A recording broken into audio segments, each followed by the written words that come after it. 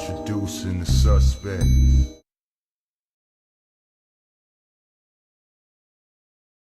Brought to you by Usual Suspect 6. Tap into all the shows. Real Conversations with KG. Is that right now? I'm at peace right now. You know, things get hectic as it gets closer to the fight. Okay. Do we got to fight? Yeah, I fight April 10th at the Prudential Center. Bullshitting on the Beltway with Supreme Beast Boxing. And now the co is the main event. So that's the way I look at it. That's my philosophy. Trill Thursdays and Usual Suspect Sundays with hard hits. It's really just about stacking this money, man.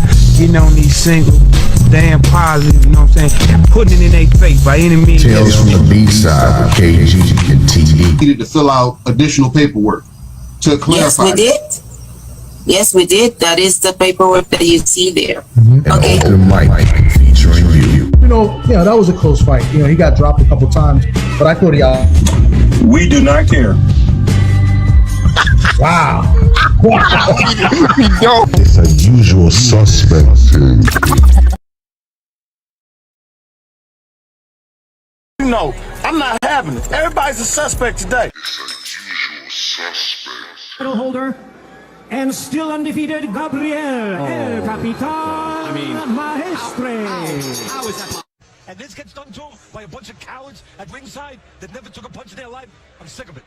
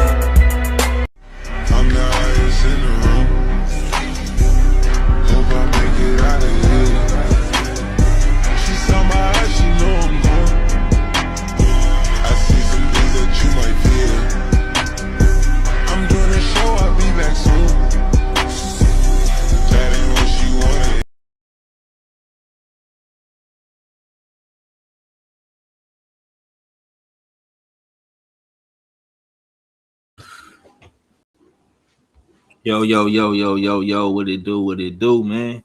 It is your boy, 503 Line, man. We back at it again. Usual Suspect Sundays, man. How y'all doing on this Sunday? You understand me? I hope everybody is having a good Sunday, fun day, man. We gonna talk a little boxing in the PM. And today, man, it's all about the ladies. It's all about the ladies today, man. You know what I'm saying? I am your host, man, 503 Line, man, Hard Hitter Sports and Entertainment. The six of the Texas Dripper, the Houston Hard Hitter. You understand me, man? And subscribe, smash the like button, share that stream down right. It's the Usual Suspect team. You understand me? Yeah, man. I hope y'all having a great Sunday, man. Enjoying this good boxing that we having. You know, we had two cards, I believe. One in America, one in the UK. Shouts out to Ben Whitaker. First round knockout. Amazing performance from Ben Whitaker. You see a can, you crush a can. And it's no overtime in boxing. So I think Ben Whitaker did exactly what he was supposed to do. He understood the assignment. Word on the curve is Ben Whitaker is making his US debut. I don't know whose card he's going to be on. He might be on the Bam Rodriguez card. He might be on the Boots Ennis card. We shall see what happens. But word on the curve is I seen it on the Zone Beyond the Bell that they're planning on putting him in America real soon at 175. There's a lot of good fights for Ben Whitaker at 175. And a lot of those fights are domestic. You know what I'm saying? A lot of good UK 175 pounders out there. You still got, of course, Better Be Even Bivol. But like I said, you got Callum Smith, you got Anthony Yard, you got Craig Richardson, Willie Hutchinson, Anthony Yard, you know what I'm saying? So Ben Whitaker has a lot of options he can choose from on his way to the top. But Ben Whitaker did his motherfucking thing over the weekend, man. And of course, the ladies as well did their motherfucking thing, man. But we got our first usual suspect in the building. This is a good friend of mine, good brother of mine, man. I say got some of the best content in the Usual Suspects and on YouTube, man. He is the storyteller from the B side. He likes to have real conversations and even uncomfortable conversations, and he bring them to you right here live on YouTube from US6 Sports and Entertainment Hub. And they got some great content coming down the pipeline. None other than my big brother, KG, aka the Good Doctor.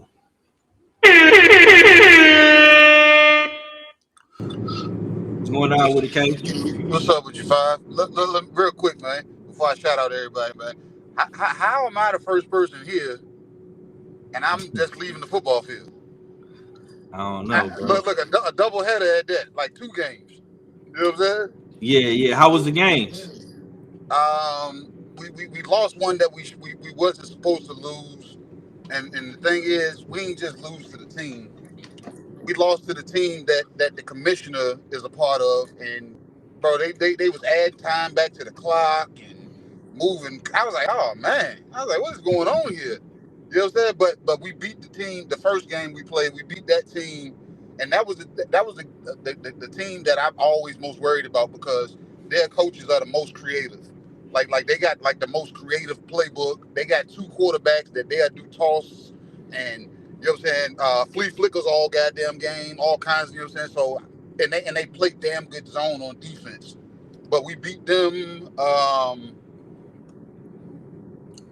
12 zip. Was it 12 zip? Yeah, we beat them 12 zip. We had 2 safeties and we scored a touchdown and got a 2-point conversion. So second game we lost 20-18. Okay. You know what I'm saying? Okay. So it was like second game was a tough game, but like I said, the girls they was out there beating themselves up a little too much, and then we were playing against the commissioner and the janky referees. You know what I'm saying? So it's a part of the game. You know what I'm saying? My daughter did her thing regardless. You know what I'm saying? She was out there getting frustrated as far as the bullshit shenanigans that she can clearly see herself. You know what I'm saying? So, but other than that, man, shout out to the chat, man. Shout out to you five, man. You know what I'm saying, for opening the damn doors up for US 6 Sunday. You know what I'm saying? You know what I'm saying? So, you know what I'm saying? I know you can come in here and talk your shit, man. You know what I'm saying? Because you're a woke lover. But it's cool. I love you. I still love you the same. You know what I'm saying? Damn, he taking shots. He taking shots early. Nah, it's all love though, man. It's all love though, man. Them commissioner games, man. Them games be funny though. You know what I'm saying? They be funny. Red was having them same type problems. But man, great weekend of boxing. You know what I'm saying? Salute to KG. My boy is on the road back to the crib. You know what I'm saying? Safe travels to him and his family. You know what I'm saying? Salute to the chat, man. Salute to the chat real quick. I had to pull the chat in. I see Tay Tay, the first one in the building. Appreciate you, sis. You know what I'm saying? For always supporting and showing love, man. We got Brent Fox up in here as well, man. Rod Neal is up in here. I said this on the show a couple of days ago. You take away the power of the right hand, Green would get beaten up. Skill level is too low, and she don't come in to the ring in shape. Man. Yeah, we're gonna talk about it today, man. But first things first, man. Like I say, man, it's the Usual Suspect Sunday, man. I am your host, 503 Lion, Hard Hitter Sports Entertainment, and of course, I got my good brother with me. First one in the building, first suspect in the building. I sent out links to multiple people, man. KG was just the first one to click the link, you know what I'm saying, and pull up on your boy. But before we get into Shadeja Green and Lani Daniels, we definitely gonna send well wishes and prayers and recoveries up to the homie Shadeja Green. You know what I'm saying? I feel like that's only right. We definitely need to make sure she is good, you know what I'm saying, and she's able to return, you know what I'm saying, back to the ring. Hopefully, you know what I'm saying, she'll be back, you know what I'm saying, when she get everything together on her end.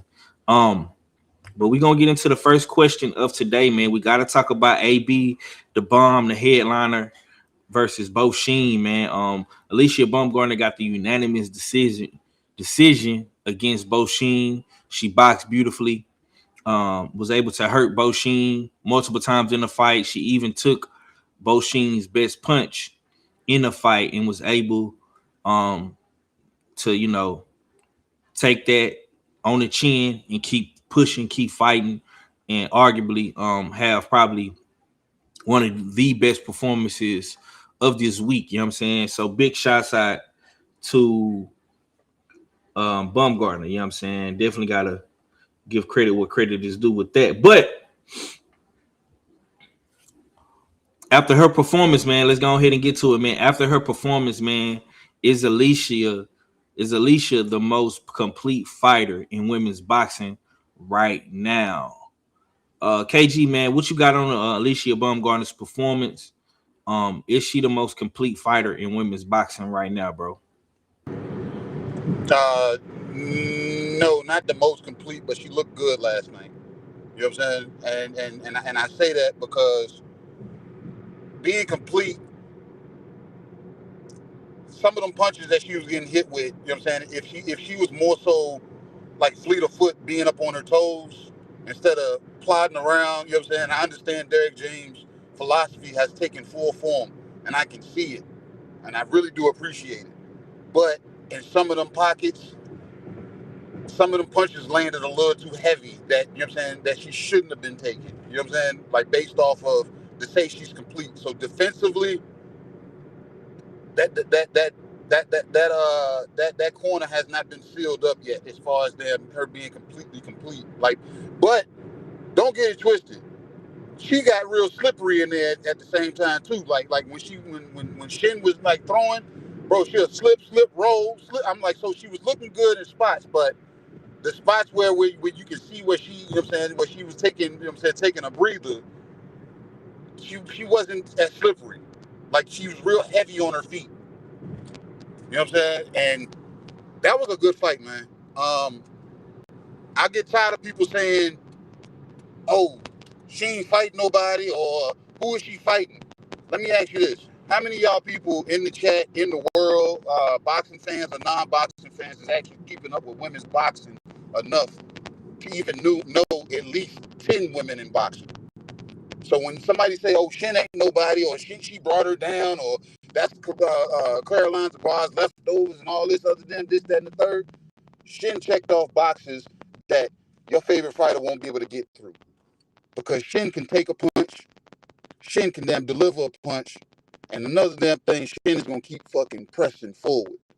You know what I'm saying? And it was bad fight because I heard her corner tell her, "Oh, you can take the punches. The punches ain't bad." And I was like, bro, if Shin had better defense, Shin might have damn, you know what I'm saying, lasted, like looked a lot better when she was, what, you know what I'm saying, when she was getting hurt. She might not have gotten hurt. If she was damn more so defensively responsible. But the lady is there to get hit. She's a big face Korean. She could take those punches. You know what I'm saying? And we've seen them, but eventually some of them punches was gonna break her down. And Alycia was there to land, bro. She was turning over punches. Her punches was solid. They were turned completely over. I can't not, you know what I'm saying, Alycia Baumgardner in this fight because Shin is a game opponent. Shin gave them Caroline Dubois problems. She gassed her out. You know what I'm saying? We seen them Alycia look gassed. I don't know if it's the 3-minute rounds that she's really trying to, you know what I'm saying, prove something or whatever, or it's the fact that Shin, like I said, Shin was non-stop. So whoever your favorite women's fighter is in that division, y'all think she's somebody, bro, she need to go fight Shin to find out if she is somebody. Okay. Because Shin is going to prove that you think you can punch, Shin going to take it. You think you can take a punch, Shin gonna deliver it. You know what I'm saying? So, bro, it's like shit. Like Lani Daniels and Shin, both fighters gained. You know what I'm saying? Another level of my respect. You know what I'm saying, from last night. Yes, sir. Yes, sir. Yes, sir. Okay, man. We got your co-host in the building, man. One half of Tales from the B-side. Now these boys then pulled up on me. You know what I'm saying? My brother, man, from the Boogie Down Brizunks, man, one of the best in the game with this content shit as well, man. Always giving you good interviews, different perspectives from an unbiased standpoint as well. He definitely be in the scene, on the scene, looking mean, you know what I'm saying, representing Usual Suspects in New York and the Bronx to the fullest. You know what I'm saying? We got my brother, none other than Thomas, you know what I'm saying, TD Sports Talks, man. Thomas from the Brizunks, man. Boogie Down all day, man, from BX to H-Town. Let's go. Yo, what's good? What's good? What's going on, bro? Yes, sir. How you doing tonight? How you doing today, man? How you feeling on this Sunday, brother? I'm chilling, man. I'm feeling good, man. That was probably the nicest things you ever said about me ever in the history of Everton, bro. Yo, you came in. He's unbiased. He's like he's, you know, I appreciate that, man. I mean, it's the nicest you ever been. I want to know what you up to, but you know, I appreciate that, bro. Nah, man, I'm giving you your flowers, man. You know what I'm saying? I can't be tough on you all the time, man. You might run away and never come back, man. Nah, you know what I'm saying? Nah, man, hey, man, y'all doing good up there in New York. You know what I'm saying? The Knicks didn't won game 1. Now y'all saying F Boston and y'all ready to see Boston and all this and all that. You know, the fight just went down. You was in the building. You know, you had your Baumgardner cape on. You was caping for it real good, and she came out on top, man. You know what I'm saying? So you on the job. You on the job, Tommy. I'm on the job. I just want to let you know, you did forget one thing in the intro, which I kind of adapted to, and I like you and Oddfella kind of been doing it. I am turncoat Tommy as well. You know, so with that being said, I'm not a Knicks fan. So I mean, wow, yeah. So you know, the New Yorker doesn't like the Knicks. I don't like any of the teams here in New York. Only team I really rock with is the Yankees from, you know, the Bronx Bombers. That's it. I don't really rock with any New York team. Who is your basketball team? I don't follow basketball like I used to, but I'm a Laker fan. Yeah. So I go Okay. back to Magic Johnson stuff, and people don't know Nick Van Exel is one of my favorite basketball players ever. So Biggie D. yeah, man, I like Nick the Quick. Saying when he used to hit the shots, he used to throw the punches and shit. That was my guy. And then I do like Syracuse Orangemen in basketball, but they haven't been the same since they really went to the ACC. So yeah. Okay. You was in the building though, Tommy. You was in the building Friday, man. You was there. You was you had ringside views and stuff like that, man. So I'm gonna ask you, man, after her performance, man, is Alycia the most complete fighter in women's boxing right now? No. No, I mean, I like Alycia. I think she's good. I thought she did very good. Great. You know what I'm saying? A lot of people are not going to say great because, she got hit a lot and she looked a little tired, she got hit. But, people like KG was saying, people don't know the quality of the opponent that she fought. People don't know Shin. They probably thought of her as just being just a straight up opponent to make Alycia look good. And I would disagree with that. I think Shin is a very capable fighter. She comes to win. She's been fighting up and down in the career, a lot. She's very active.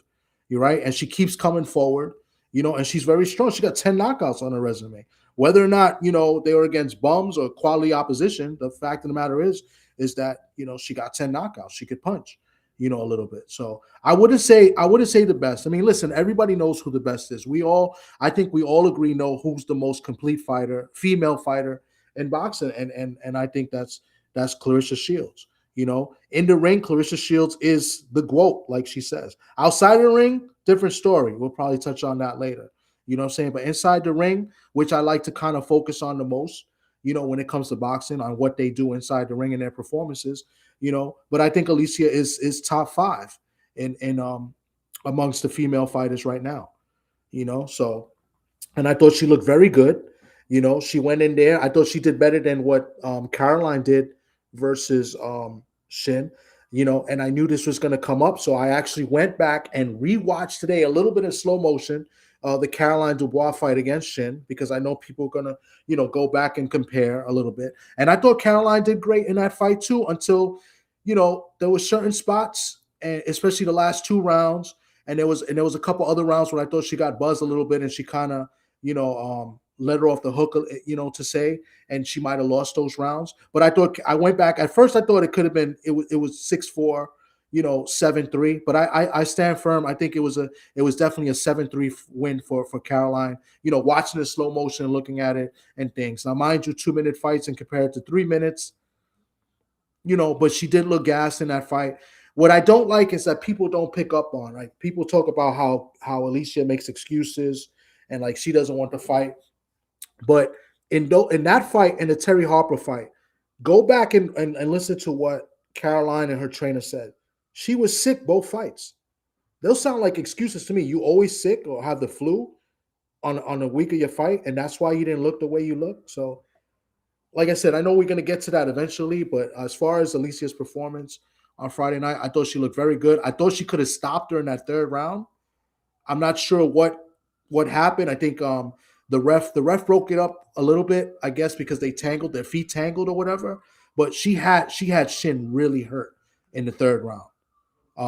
I was trying to go back on my videos and just to double check, but I just got a new iPhone and I still don't know how to use it. So I'm trying to figure it out. But listen, I don't know what everybody else thought, but I thought she looked really good. I thought she looked better than the last 2 performances. I like that she, even though she looked like she was tired, she was able to slip punches and counter with the left. The big shot of the night, I think best punch of the night whenever she slips punches. And she buzzed her a few times and the girl kept coming. And she took a couple big shots from Shin as well. And she composed herself and she went back and boxed. So I think she showed another layer to the game. And I think, her with Derek James, I think it's making her better and better each fight. So that's where I stand with that. Okay. Salute to Rod Neal, man, for his pettiness, man. He say, I thought he was a St. John's fan. You never know with Tommy, man. I tell you what, everybody know. If you know me, you know that I don't like the New York teams. I've always liked Syracuse. Lawrence Moten, rest in peace, my favorite college basketball player of all time. And then I didn't know that was also Junior the Truth's favorite basketball player of all time. So, and I used to roll up the socks to my knees and play ball out here in the Bronx like Lawrence Moten. So, so you like 503 said, you never know, but I'm pretty consistent with all my teams. I don't flip flop. I'm a Seahawk fan, and that's pretty different from Seahawks all in the West Coast. So come on, Rod. You know me. You know my teams, bro. Yeah. Salute to Stephen L. the Mizak in the building. K Rod. Who else we got up in here? I seen Brett Fox. We got Black Martial Arts Society in the building. You know what I'm saying? Salute to my boy Focus by Lewis Hitting in the building. Michael Ray in the building. Look at him. Alycia the one. Look at him. Ooh. Okay. My boy Brent Fox say Alicia's punch placement was very good. She will need to be more defensively responsible, to y'all's point. Yeah, I'm gonna leave that up there, man. Let me say this, man, because I think what Brent is saying is 1000% correct. Alycia definitely proved my take to be right. You know what I'm saying? I was wrong on the Shadeja fight. We're gonna get to that in the next question and segment. But I'm gonna say this, man.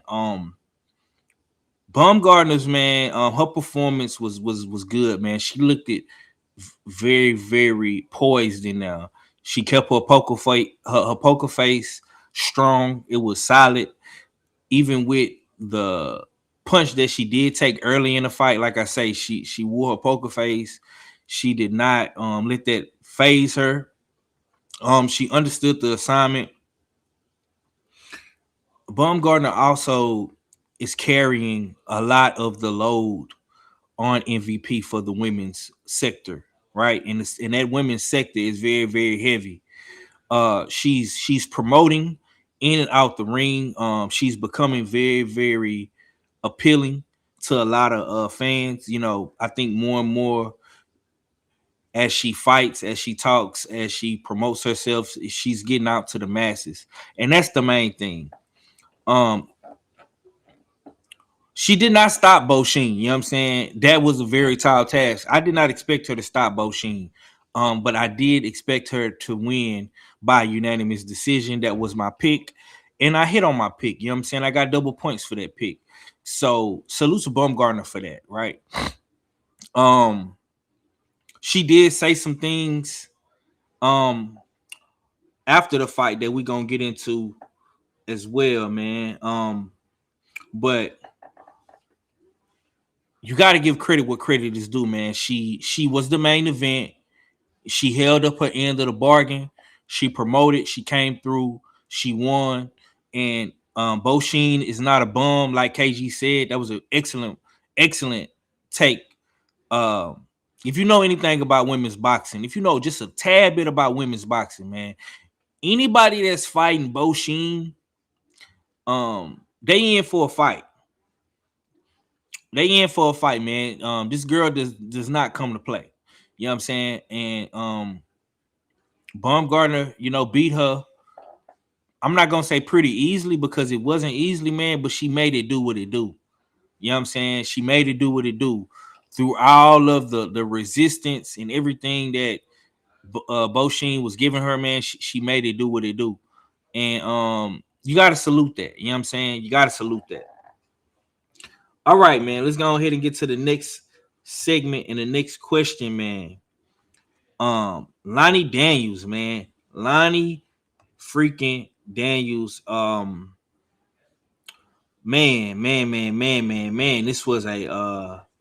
This was an upset probably that nobody seen coming. This is why you love boxing, right? This is why you love boxing, man. Nobody saw Lani Daniels stopping and knocking out Shadeja Green, man. I still think that Shadeja is one of the best women's boxers in the game, man. But she did not. I don't even think she expected this, man. Like she did not expect Lani Daniels to come up in there and do what she did, man. This was a big win, y'all. This win right here that Lani just got, it upset the apple cart. You know what I'm saying? It upset the motion. It stopped the motion. It put a pause, brake shoes on all of the big fights, the big paydays, the big legacy that Shadeja and Claressa Shields once had for each other. And like I said in my video, man, anything that you can do, I can do better. When you have those type of fights, when you have those type of game plans, you know what I'm saying? When you go up in there and you're fighting one of your top ops, former opponents, you basically, to me, in my mind, you are going in there and you are saying anything that you can do, I can do better. As you can see, man, I got my boy Mike behind me, Michael Jordan. That commercial, anything you can do, I can do better. That commercial always stood out to me when Mike did that. Mike had a lot of great commercials, but that anything you can do, I can do better. Where he was going back and forth with the girl, and they was doing little different things, challenging one another. That's what I resonate with when I see fighters do that. And like I say, this isn't the first time that this has happened, and it won't be the last. It will not be the last. You know what I'm saying? But Lani Daniels, man, she just came up in there and she fought possessed, man. She fought with intensity, veracity. It was ferocious. She was all in Shadeja's chest, out willing, out working her. You know, I don't know why Shadeja just didn't outbox her and stay on the outside, use her jab, use her reach, use her experience and advantages in that fight to her skill set. But Lani Daniels would not be deterred. You know what I'm saying? It's like she did not get knocked off her square. She stayed focused, she stayed consistent. And I got a chance to talk to Tommy yesterday, and he gave me some very, very good gems. And I can't wait for, you know, those brothers to talk about that whenever they do decide to talk about it. But I asked the question, man.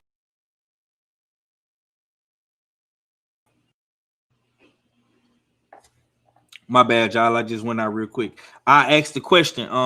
Was Lani's win a breakout performance, or did she catch the right style at the right time? TD, I'm gonna take it. I'm gonna take it to you, brother. I'm gonna let you cook on this, bro. You was in the building, you seen it, you was right there, you was ringside, man. How did you feel about it? Lani's breakout performance. So you're talking to me? I'm sorry, I got cut off for a minute. I don't know my wife. Yeah. That's you. I thought it was a great performance. I mean, she had the team seemed like they had a great game plan. I was fortunate enough to speak with her trainer after the fight, and her trainer is a former world champion. She's from New Zealand. I think she's a former welterweight champion, IBF, and they said that was just the game plan. Now, when I spoke to them, I also wanted to find out where she was, and also obviously I was trying to find out what they knew about Shadeja. I actually called KG thinking he was still awake, and he was asleep because I left. Because I don't when you're in the arena, and you're at the fight, you don't get to hear the broadcast, right? So I wanted to know if they said anything on ESPN about Shadeja Green's health and condition, So that when I went to the hotel to go see, what was going on, I saw her, Daniela Smith is her name. The trainer, she was telling me that she went to the hospital, but that she was good. She was walking around in the back. So they stretched her out to the back. They didn't take her immediately to the hospital. She was breathing on her own. and she was walking around in the back, and then they took her to the hospital for precautionary reasons.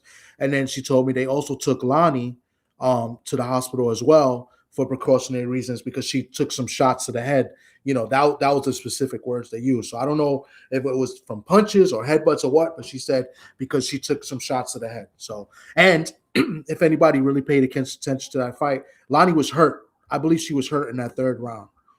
It was the second or third round. Shadasia did catch her clean, and she bobbled. Her knee buckled a little bit, and she was hurt. And Shadasia, she got hers in, but the game plan was strictly to be in her face all night, to smother her, and just to keep working and to outwork her. And she couldn't miss the overhand right. Like every time she threw the overhand right, either when she was taking a step back or to the side, she wouldn't miss. It was weird.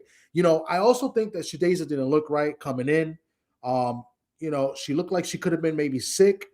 I don't want to go around and say there was poison or whatever, but she did not look right. Right. And she looked very gassed in those last few rounds, especially the last 2 rounds. Like I said, I don't get to see what the camera shows on TV, but from my view, Shadasia was on my right-hand side. I was ringside, right? So Shadasia's on my right side, Lani's on my left, but Lani's corner is closer to me, so she's opposite of me, right? Shadasia. She was slouched back with her arms leaning on the ropes. Yeah, she you talking about in the 8th round, the end of the 8th round. No, the last couple rounds. It wasn't just the last round. It was like the round before that also. She looked very sluggish. She was leaning back. She didn't look good at all. So I'm not sure what the corner was telling her. I don't know if the corner, saw anything where they even thought about stopping the fight. But in my eyes, in my view, she did not look good. She did not look good coming out. Listen, you when you saw Lani come out the corner, she ran to the middle of the ring, basically, and Shadasia didn't even get to the middle of the ring yet. After the, when the bell started the rounds. I'm talking about the 4th, 5th, maybe even the 6th round. Lani's energy was there, and you could tell they knew it, and they knew Shadasia was not, she was not going to last. She just looked very gassed out, very tired, and that's why I'm saying I think she looked like she could have been, maybe she was battling something or sick. The words that was said was the statement that she said that she was dealing with some injuries. So I don't know if it was a specific injury or if she was just feeling ill. You know what I'm saying? So these are things that, I guess she'll mention later on. Shadasia is the type of person that's to never take away credit for somebody else. So, and she doesn't like making excuses, So when she lost to Franchon, she didn't really make excuses, but she said that she wasn't really, all there. I don't know her exact words, And then on top of that, when she spoke to me in KG, she did say that she did sometimes, not that she suffered for anything, but she does sometimes go through little anxiety periods, whether it's nerves or, anxiety where, she can get an attack. So not just, like I said, I'm not throwing excuses out there, but these are things that she told us even before the fight, And on top of that, she did mention that they were prepared for Lani Daniels to move around a lot and everything. And I guess they weren't really expecting this type of Lani Daniels. So credit to Lani. They had a game plan. They stuck with it. It looked like Shadasia, on top of her maybe not feeling well, it looked like they didn't have a plan B or a plan C. You know what I'm saying? As far as the game plan, they expected Lani to come in a certain way, and she didn't come that way. She came in to fight, to go toe-to-toe, to be in her face all night, and I don't think they were pretty much prepared. So, we'll see what happens with Shadasia. I guess, she's going to be quiet for a while, probably heal up, and it's just unfortunate that what happened and the way it happened, because when she dropped, she tried to walk and she just fell. You can hear it. You can hear it when she fell to the floor, when she passed out. So a lot of people were saying concussion. I don't think it was concussion. I think it was, she passed out, from being ill or sick or just maybe shortness of breath or whatever. So that's just from what I've seen and from from my view, you know what I'm saying, and just by watching the fight and being there. So I don't think there was anything concussion. Maybe she did get, maybe she could have got concussed from taking punches, but I think it was more exhaustion and then her feeling ill more than anything. That's just my opinion, and it's just the way that she passed out as well. So.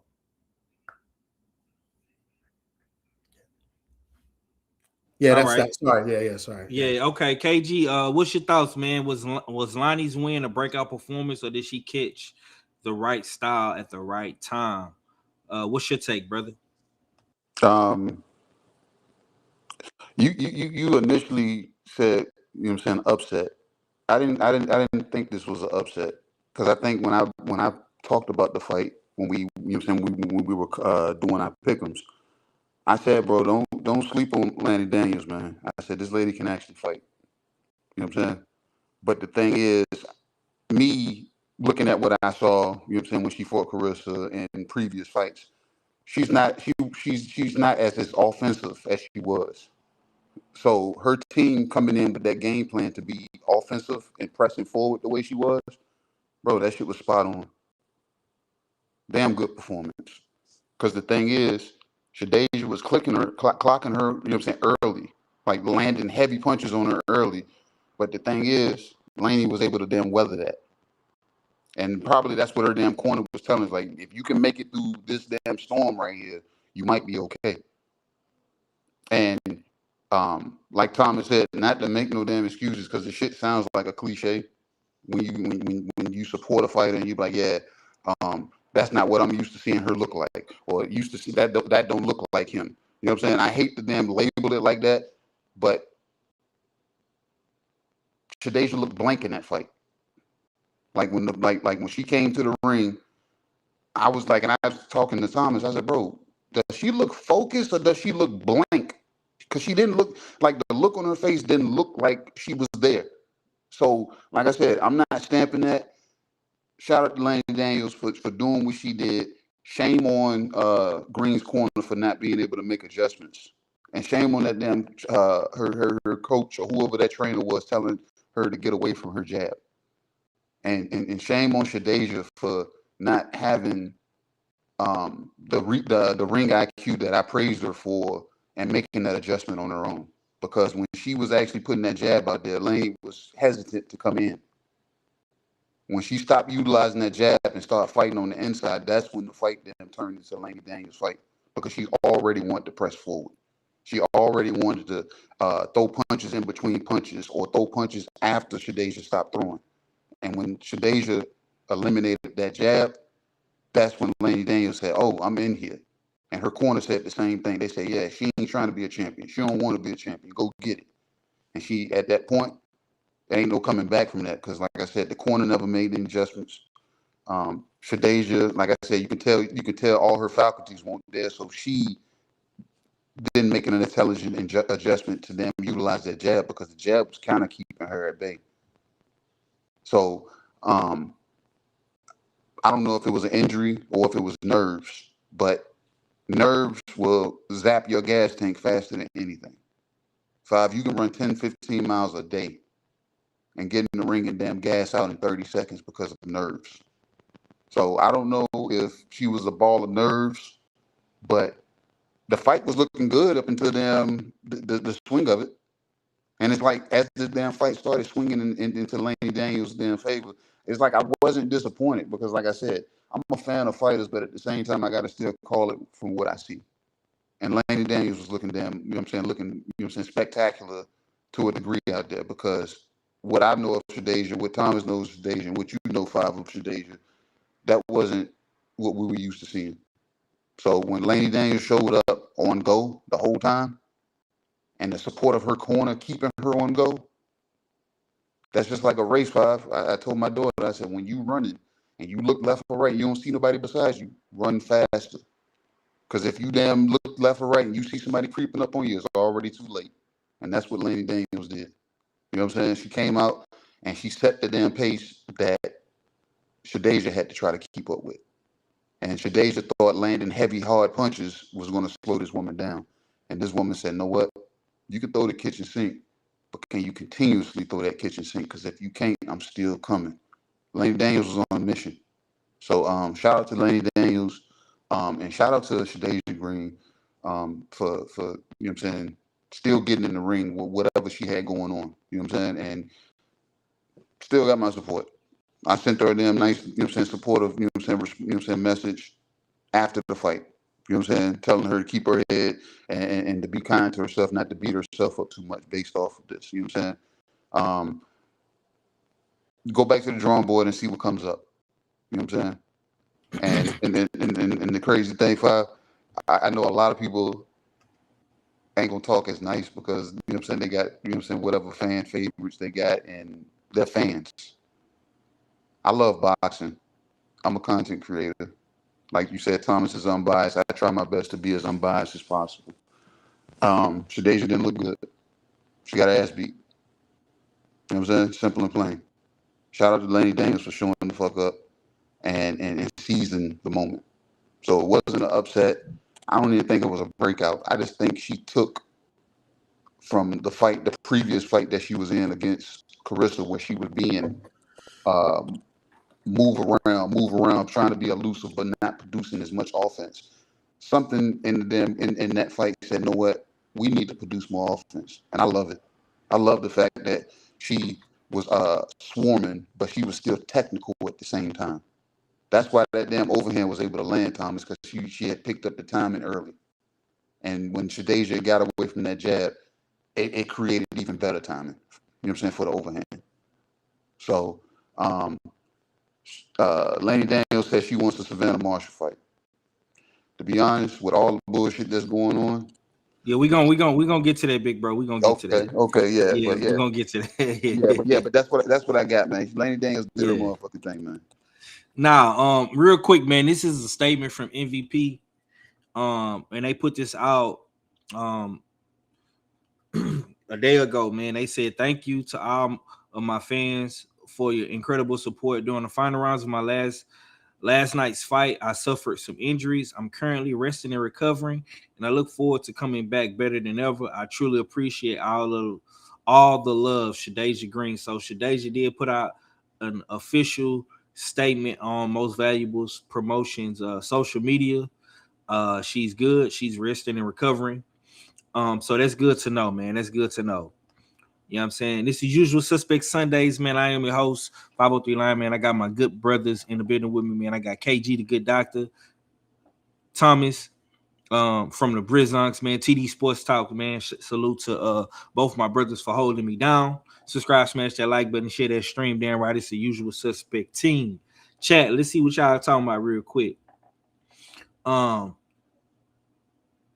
boy Stephen L. the Mizak say green old Cadillac red a steak too. Okay, let me see. Let's see what else we got.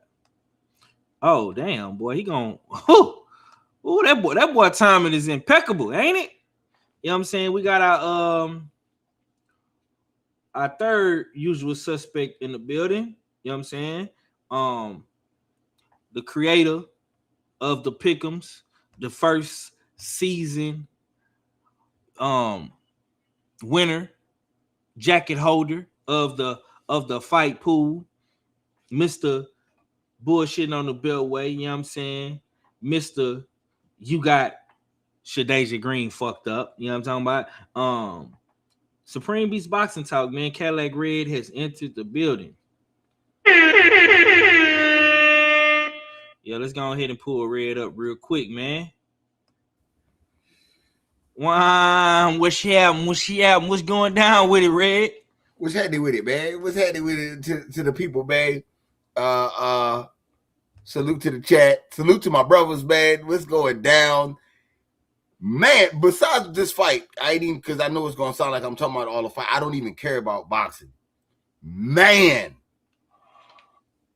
Y'all think Shadeja Green got whipped? The motherfucking ass whipping that these lady saints that got out there and did on them girls on Saturday morning? Oh, my Jesus. You put belt to ass, huh? Belt to what?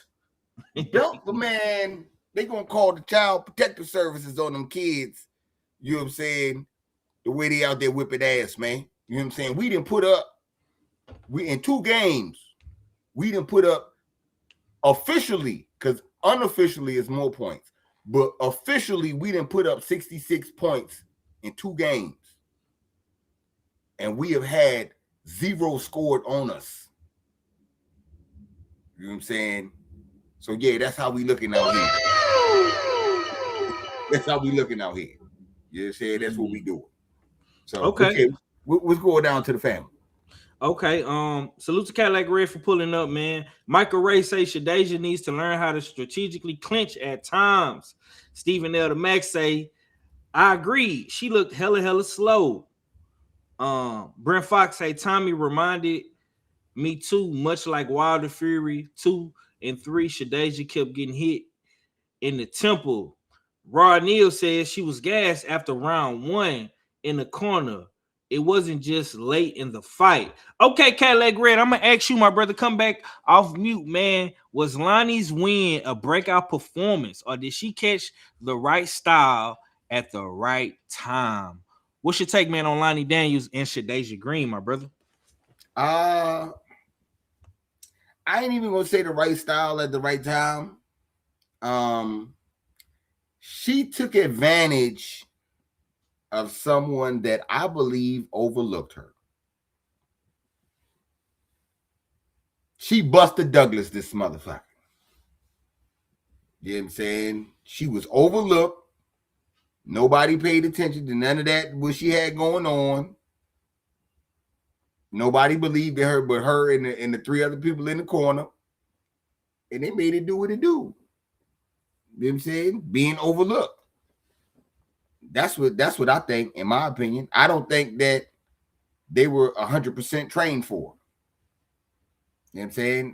We're gonna get in shape. We're gonna do a little bit of work on them, and we're gonna work on what's to come, because we need to be prepared for them if they accept this fight next. So, and in doing that, you know what I'm saying, you know, that banana peel the motherfucker. Yeah, because she definitely got caught slipping. You know what I'm saying? Salute to my boy, man, Mr. Sheldon, man, Sheldon Holmes, man. I ain't seen you in a minute, bro. Salute to you, man. He say, what up, though, 503 and folks? I think 168 too light for Shadeja. Her gas tank went red to 0. I think she was dehydrated. Man. Okay, man. Felicia Williams says Green thought it was a tune-up, easy fight. Yeah. That's what Red was just saying. For me, can I just comment on that, because it very well could be. It very well could be that, but you know, when we spoke to her, and I don't know if KG remembers, right? When we spoke to Shadeja, right? She came in and she was just like she was like, man, I hate my trainers. I hate my coaches. I'm mad at my trainers. Like they were overworking her. So like we got the you know, we got the understanding that she was taking this fight very seriously, you know, and the coaches were too, you know. So like I hear what you guys are saying, and it very well could be, right? Opinions are opinions, and you know, we'll never know to be real. But like, you know, I'm just going to go back to what she told us.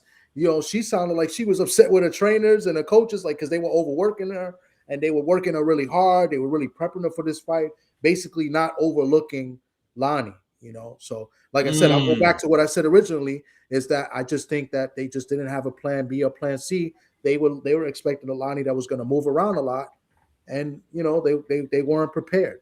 They got the complete opposite of that. Hold on. Yeah. You can't say two polar opposite different things. They were working on her and getting prepared, but then they was unprepared. See, that's what I'm saying. No, as far as the game plan, I know. Yeah, game plan. You could be prepared and work out, and you do it. You know, you're working out, you're making the weight. You know, you're going to the gym and you're sparring and this and that. What I'm saying is, you might have the wrong game plan, or you may have just had one game plan or two and not 3 or 4. You know, just in case this happens and that happens. So I'm saying, you know, I'm not saying. So that's what I'm saying. Like the work was put in, but I'm just saying, as far as strategy, you know what I'm saying, it wasn't there. I know. And in my cook, that's what I had said. I didn't say that. Okay. Yeah, I didn't say underprepared like you didn't train, but if you train a quarter of your training for Lani Daniels, because that's whatever, and then you start training for the real fight, because you know the GOAT might be around the corner, and you training for that, that's how you could overlook someone. And you could overtrain that way too. Training double. Yeah. No, I'm not saying you're wrong. I'm just saying, I just wanted to throw it out there, what she told us, as far as like she wasn't taking it lightly, pretty much, right? Because I think we asked her too, are you looking to try to do, because remember she's a common opponent, right? She fought Claressa Shields as well. So we asked her that. She's like, are you looking to make a better statement to beat her better than what Claressa did? And she gave Lani respect. She's like, no, this woman can fight. Yeah, you know so that's all. I just wanted to point that out, like, because eventually we hope to have her on again, or we're waiting to hear what she says, right, as to what happened, right? So, no, I'm not discrediting anything you're saying. I just wanted to throw it out there, like, that's what she told us. People could tell us one thing and then do another. You know what I'm saying? So, yeah, okay. All right, man. Let's go ahead and get into it, man. Did she win? Did Lani Daniels win with skill or with willpower? Did she win with skill or willpower? Cadillac Red, I'm gonna come back to you, man. Did she win? When you watched that fight, bro, and you seen that fight, do you think she won with skill or willpower?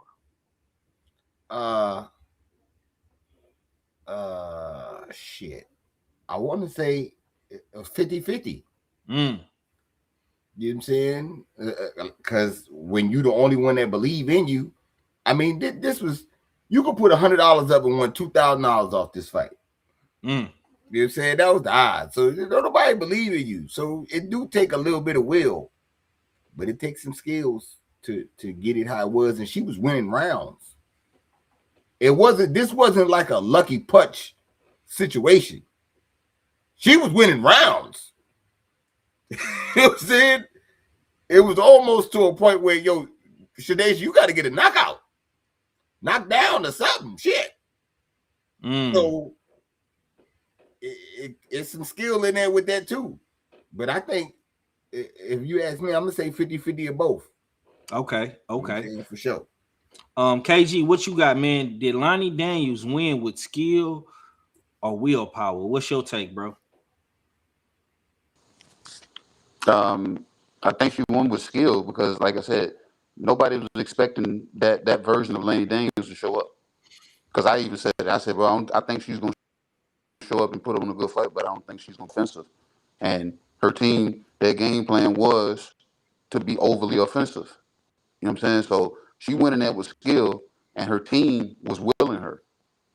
You know what I'm saying? Because, like I said, it's like she went in there on go. And her skills, based off of it. And she said once she got through that void to say, what, I can do this and I can do that, her damn corners kept fueling her to keep going. To stay though, they were willing her off of the skill set and the game plan that they developed during camp. So, like I said, hats off and shout out to them, Lani Daniels, for, weathering the early storm of being hit with heavy punches and finding her damn niche in that damn fight to say, as long as I keep this big bitch going backwards, I'm good.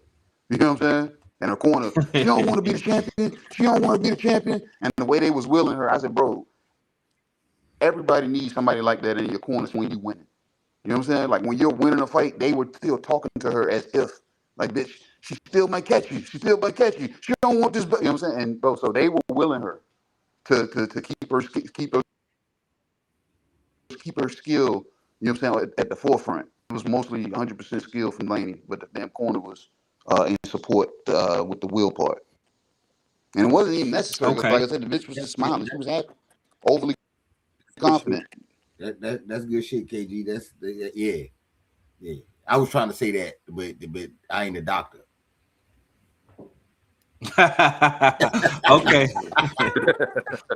This nigga here stupid. Okay, Thomas. Tommy, what you got, man? Did she win with skill or with willpower? What you say? Oh, definitely both. I just gotta, I think what KG and Red said is suffice, but definitely both, because as far as the skills, right? The willpower definitely was there. Like you've seen that the energy was there even throughout the press week, right? The weigh-in, she was there jumping up and down and like smiling, and and I know that's part of her character, but she was there, very positive. The press conference, same thing. This was, I believe, now everybody thinks that Claressa was the last fight. She actually had a fight before Shadasia at the end of the year, and I don't know much about that fight. I'll be real with you. She fought, I think, in Germany or something like that, and she lost unanimous decision against an opponent I do not know of, right? But if I'm not mistaken, the trainer, Daniela Smith, this was the first fight they worked together. So that, maybe the switch of trainers kind of, helped out as far as skill-wise and game plan and being strategic as to, to win this fight. And, the team had a lot to do with it too, because the team, like, I didn't get to hear what the team was saying, from where I was at, right? You guys could see it on TV, but based on, when I spoke to her after the fight, obviously something was there, from trainer to, to fighter to trainer, and the game plan to will her to win this fight. So definitely, I think it was both, but we have to acknowledge that I believe this was the first fight she was working with Daniela Smith. Okay. For me, I'm gonna say this, man. First things first, man. Salute to the coach, and salute to the team. You know what I'm saying? They had a great game plan, man. That game plan took skill, because it's easier said than done than to go in the ring and fight a woman of Shadeja's size and skill and beat her, let alone stop her. You know what I'm saying? This fight was skill to me. It was skill. I think the willpower definitely came in the corner. Her new coach was giving her a lot of motivational talks in that corner. You know what I'm saying? So I think that's what she was getting the fuel from. You know what I'm saying? The corner. You know what I'm saying? I even seen at one point one of the other coaches that was on the ropes was even talking, and the head coach had to quiet her down. But for the most part, man, like I say, man, the skill, man, that right there, bro, is what you call great inside phone booth type boxing. Lani Daniels smothered a lot of Shadeja's work on the inside, you know what I'm saying? And she was able to capitalize with smothering her. You know what I'm saying? She smothered Shadeja, but she didn't smother herself in the same token. You know what I'm saying? She was able to overly execute her offense. You know what I'm saying? Throwing combinations, going to the body, hooking. Shadeja is known to have a dangerous right hand. Lani Daniels took her right hand away and was throwing her right hand, which I think by most parts was affecting Shadeja, and obviously it hurt her. She sustained some injuries, and these is Shadeja's own words, not mine. She did sustain some injuries. So I don't know if Lani Daniels forced her to sustain those injuries, you know what I'm saying? But she hurt the girl. Shadeja was clearly hurt, and she got up out of there, man. Nobody saw that coming, man. Like I say, the odds even said, you know what I'm saying? The odds was not in Lani Daniels' favor. You know what I'm saying? I don't know who bet on Lani Daniels. I don't even know nobody that picked Lani Daniels. You know what I'm saying? But if you bet, man, congratulations to you, man. Let me hold something, man, because I know you got it right now. You know what I'm saying? All right. I got a question. Go ahead. Are we still on Shadeja Green talk? Because I do want to pop some shit, but I was letting you, you know what I'm saying? So I don't know if it's that part of the show yet. Now we got two more questions. We're gonna get into the Savannah Marshall. We're gonna talk a little more AB, and we're gonna get into that. I'm saying it was some Shadeja Green shit. So we still on the topic for Shadeja Green?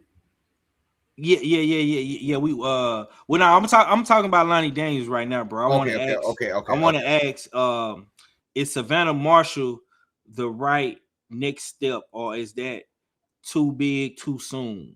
So she did call out Savannah Marshall. She stated before the Shadeja Green fight that she does want to fight Savannah Marshall if she does win.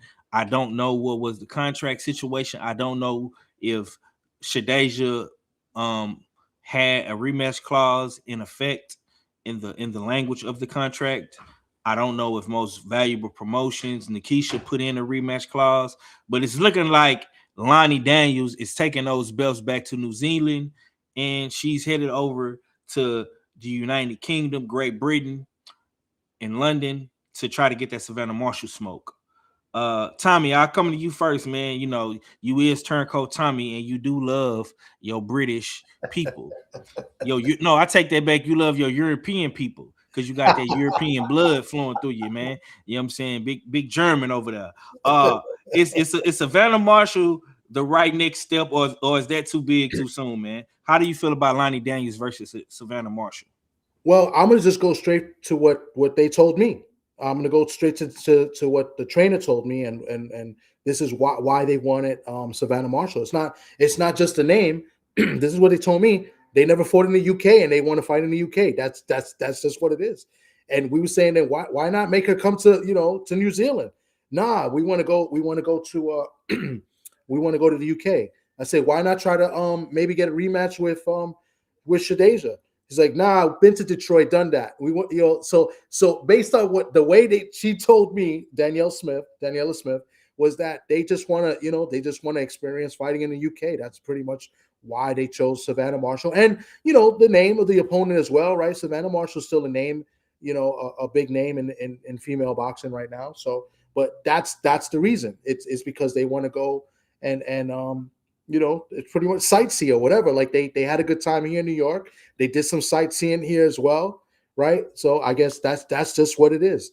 So I don't necessarily agree with it, right? I would like her maybe to fight Franchon Cruz if she could, right? But that's why I guess they want to go to the UK now because they never fought in the UK.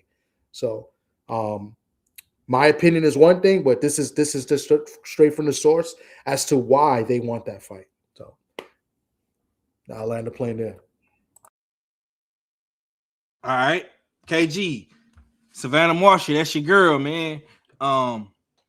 She's trying to go 2-0 against some of your favorite female fighters, man. Is Savannah Marshall the next right step, or is that too big, too soon for Lani Daniels? How do you feel about Lani Daniels versus Savannah Marshall?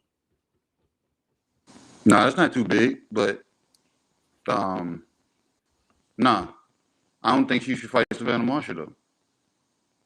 Her people need to be calling up, calling up that damn lady and say, hey, I took care of your light work for you. You know what I'm saying? But at the same time, Lani Daniels is showing us who she is and what she wants to do. I don't want to fight the way y'all want me to fight. I want to do it the way I want to do it. I got certain fighters that I want to see, and I'm willing to go to their backyard. So now I don't want to go back to Detroit because if I rematch her, she's gonna make me come back to Detroit. I want to go to the UK. So the Savannah Marshall fight ain't bad, but to be honest, you know what I'm saying? The way we had all this drama and everything, everybody's talking about Shadeja this, Shadeja that, Claressa this, Claressa that. Lani came in, like you said, she upset the apple cart. So if that's the case, bro, I took care of what you said was easy work. I did that for you. You owe me now. You should go ahead and let me go ahead and run that back, and let me see if what I developed in the lab, as far as this come forward with, you know what I'm saying, swarming. Let's get back to it. Let's go ahead and run it back. Because I was on the move the last time we fought. I was more so active this fight, so maybe I can bring that into this fight. So I would much rather, me personally, I would much rather her team go look for a rematch. Versus the GWO. Versus Claressa, yeah, to see how I, you know what I'm saying, because I went back to the lab. I got better after fighting the GWO the first time, you know what I'm saying? So based off of that, you've seen what I did, you know what I'm saying, to who was chasing you or who everybody's saying you should be fighting, and look what I did. So if that's what I did, let me get it back. You know what I'm saying? Let's go ahead and run it back because she ain't in the discussion now. Because Claressa ain't gonna part her lips to say Shadeja Green's name now. You know what I'm saying? So there's no reason. So if that's the case, I'm the new bitch right now. So come see me. Okay. And look, and I believe Lani, damn, if Claressa hears that and she's like, well, shit, you need to go fight Franchon. I don't think damn Lani damn say, no way, yeah, I go fight Franchon. I beat who you avoided, and I go beat up who you said beat the person that you avoided, and I beat her ass too. So you know what I'm saying? Go ahead and talk your poppy shit, damn Lani. You know what I'm saying? It's your time. You know what I'm saying? You know what I'm saying? And draw everybody to New Zealand. You know what I'm saying? If that's the case. Yeah. I like how you did that. She was real slick. We're gonna get into that though. Cadillac Red, is Savannah Marshall the right next step, or is that too big too soon? Now, this is your favorite type of fight, man. I don't know if you view Lani Daniels as a pure white girl, but this, I mean, would this be considered white on white violence? This is like milk versus almond milk.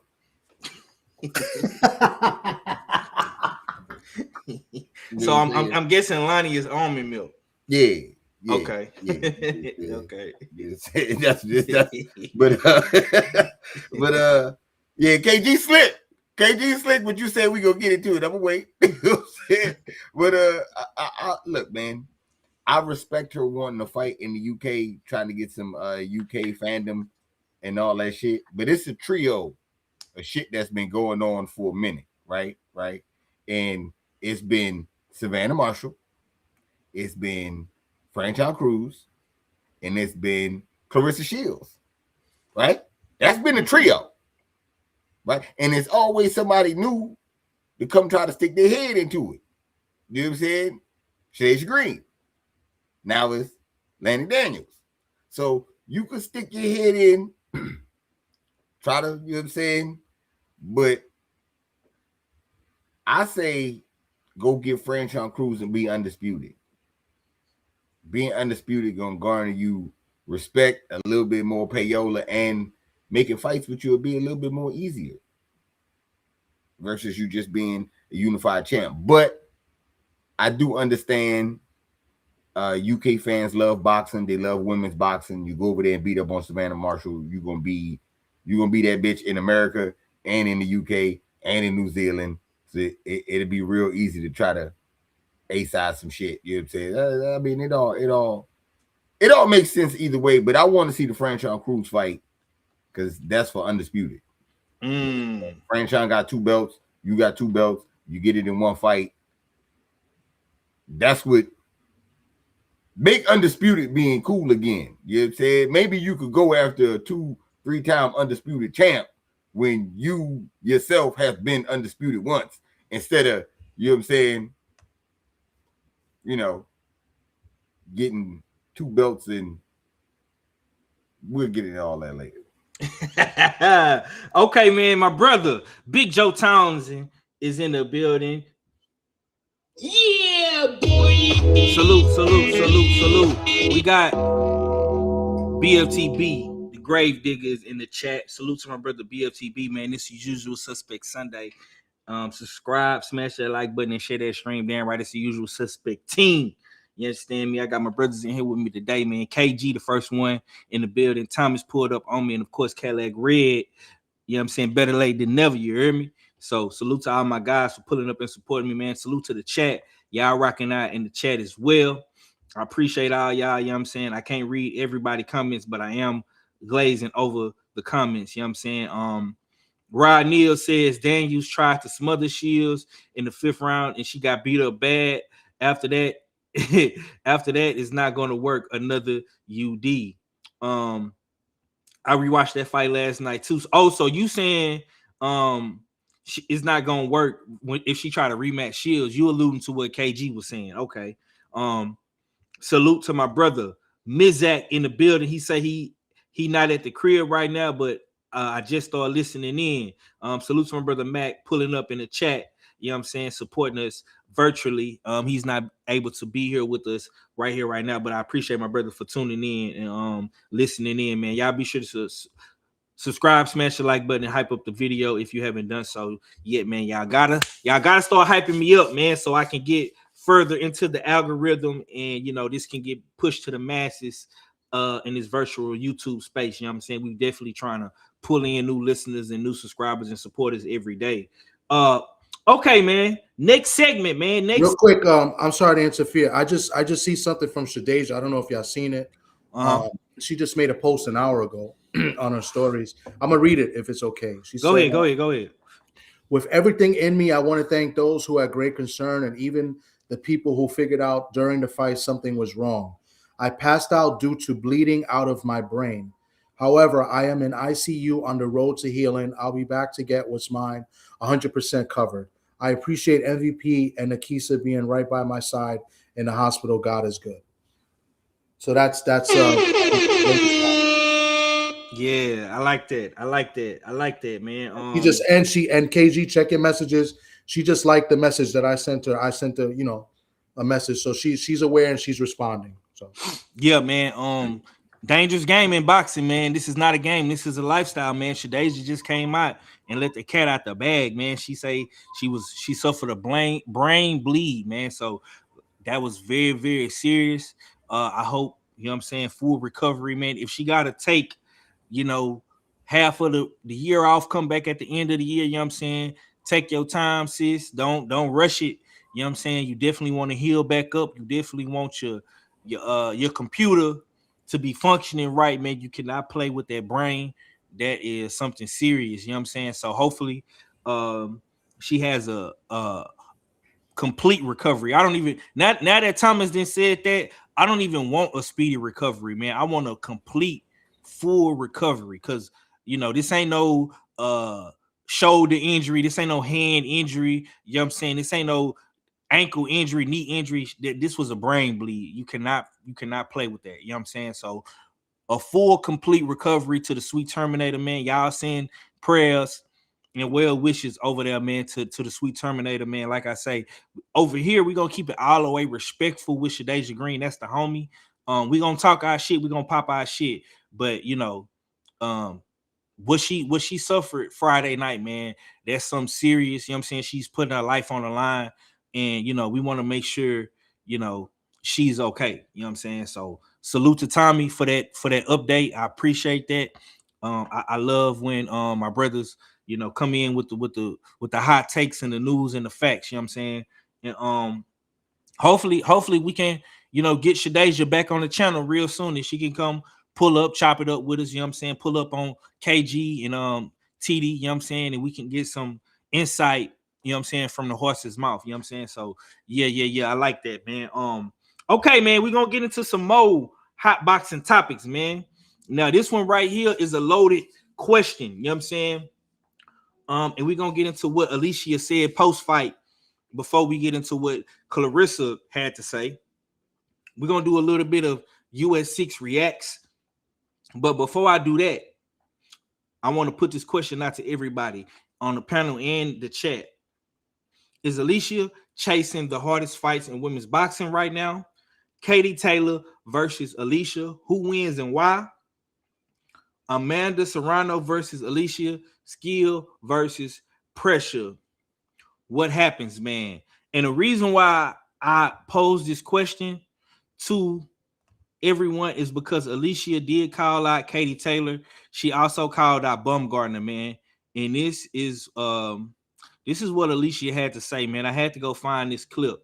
This is what she said. Hold on.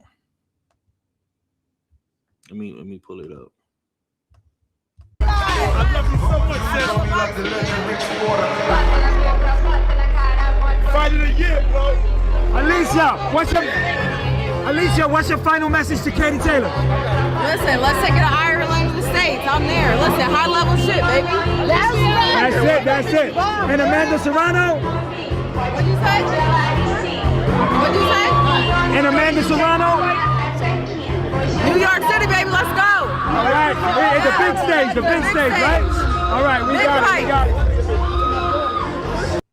All right, so that was her walking out the ring, calling out Katie Taylor and Amanda Serrano. And I want to point this out, because this video right here, Jake Paul did some slick shit. He did he like KG, to be real slick. You know what I'm saying? Check him out. Yeah, this is what makes her the best in the world, the ability to adjust. In the later rounds, she started boxing on her back foot, picking her apart, having fun, bobbing, weaving, dipping, not letting the pressure get to her, staying calm. The cardio's on point, 30 minutes. She's making history, 10 3-minute rounds. People don't realize how hard that is to do. One of the first women in the world to be pushing that forward. So we're so proud of her. And 4 belts, no one can talk shit. Katie Taylor, and we want to see that happen. The whole world wants to see it happen. So Katie, where you at? Stop hiding in Ireland. In Ireland, could we see this? Now, if you watch the post-fight interview with Ariel Helwani, she didn't just call out Katie Taylor. She called out Amanda Serrano as well. But Jake, you know, he got to keep his Puerto Rican princess in the tuck. You know what I'm saying? He gonna put all the pressure on the white girl, Katie Taylor. But it's obvious and it's clear as day that Alycia Baumgardner wants Katie Taylor. She wants Amanda Serrano. She still is being dismissive to the Caroline Dubois fight. All right, man. Cadillac Red, Sweet Snake, man. Talk to me about Sweet Snake, man. She say she won't, you know what I'm saying? She won't Katie Taylor. She wants Serrano, man. Is she chasing the hardest fights in women's boxing right now? How do you feel about her versus Katie Taylor? Who wins and why? And what happens if she does fight the Puerto Rican princess, Amanda Serrano? Ain't no way in hell that girl chasing the hardest fights in boxing. we not gonna do that. Strong neck Katie? Strong neck Katie? No. But what about all these other fights? You might be trying to today. You know what I'm saying? But come on, man. You just call somebody down and wait. Hey, stop it. You're not chasing that. No. One fight don't I can't disregard all the other bullshit you was on. But no, she would have to go up. No, so let's be clear. She would have to go up in weight to fight Katie, and she would have to bring Serrano up a weight class to fight Serrano, because I believe Serrano is at 126. Okay. If that's the case, you've been undisputed for a minute now. You might as well move up anyway. Or is she undisputed? Nah, she had to let her WBC belt go, and I don't know who has the other belt at 130. Oh, she had to let it go. No, Alicia's undisputed. Oh, she undisputed, right? Yeah, she undisputed? Yeah, she is undisputed. Yeah. Okay, yeah. So since she undisputed, yeah. You need to be moving up anyway. You didn't defended the title, trying to move up. You know what I'm saying? And go ahead and invoke one of those mandatories from one of them belts to go fight Katie Taylor then. And let's get it cracking. So let me ask you this. Would you rather see her fight Katie Taylor next or Serrano? Which one would you rather have? Katie Taylor.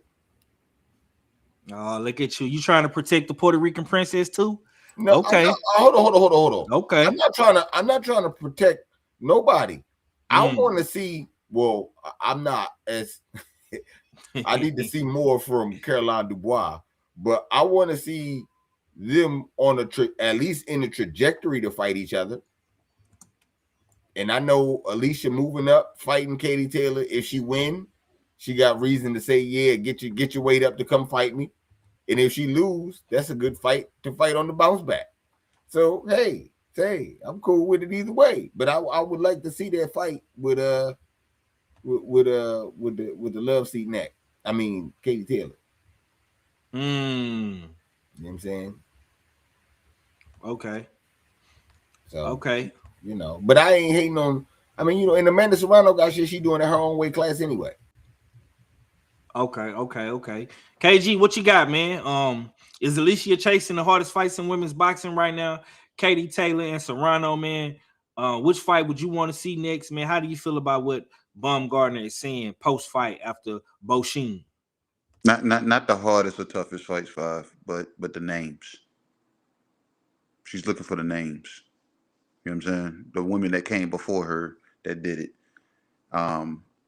And both of those women, in my opinion, may be shot right now because of the wars they've been in. You know what I'm saying? So they might be right for the picking. That doesn't classify as tough or the hardest fights. You know what I'm saying? Because they got names. And like I said, I don't want nobody to hear the little bit that I just said and think I'm discrediting Katie Taylor and Amanda Serrano. Not by a long shot, but those two old bitches is right for the picking right now. You know what I'm saying? So, like Red said, nah, that ain't tough. That ain't hard. That's a name.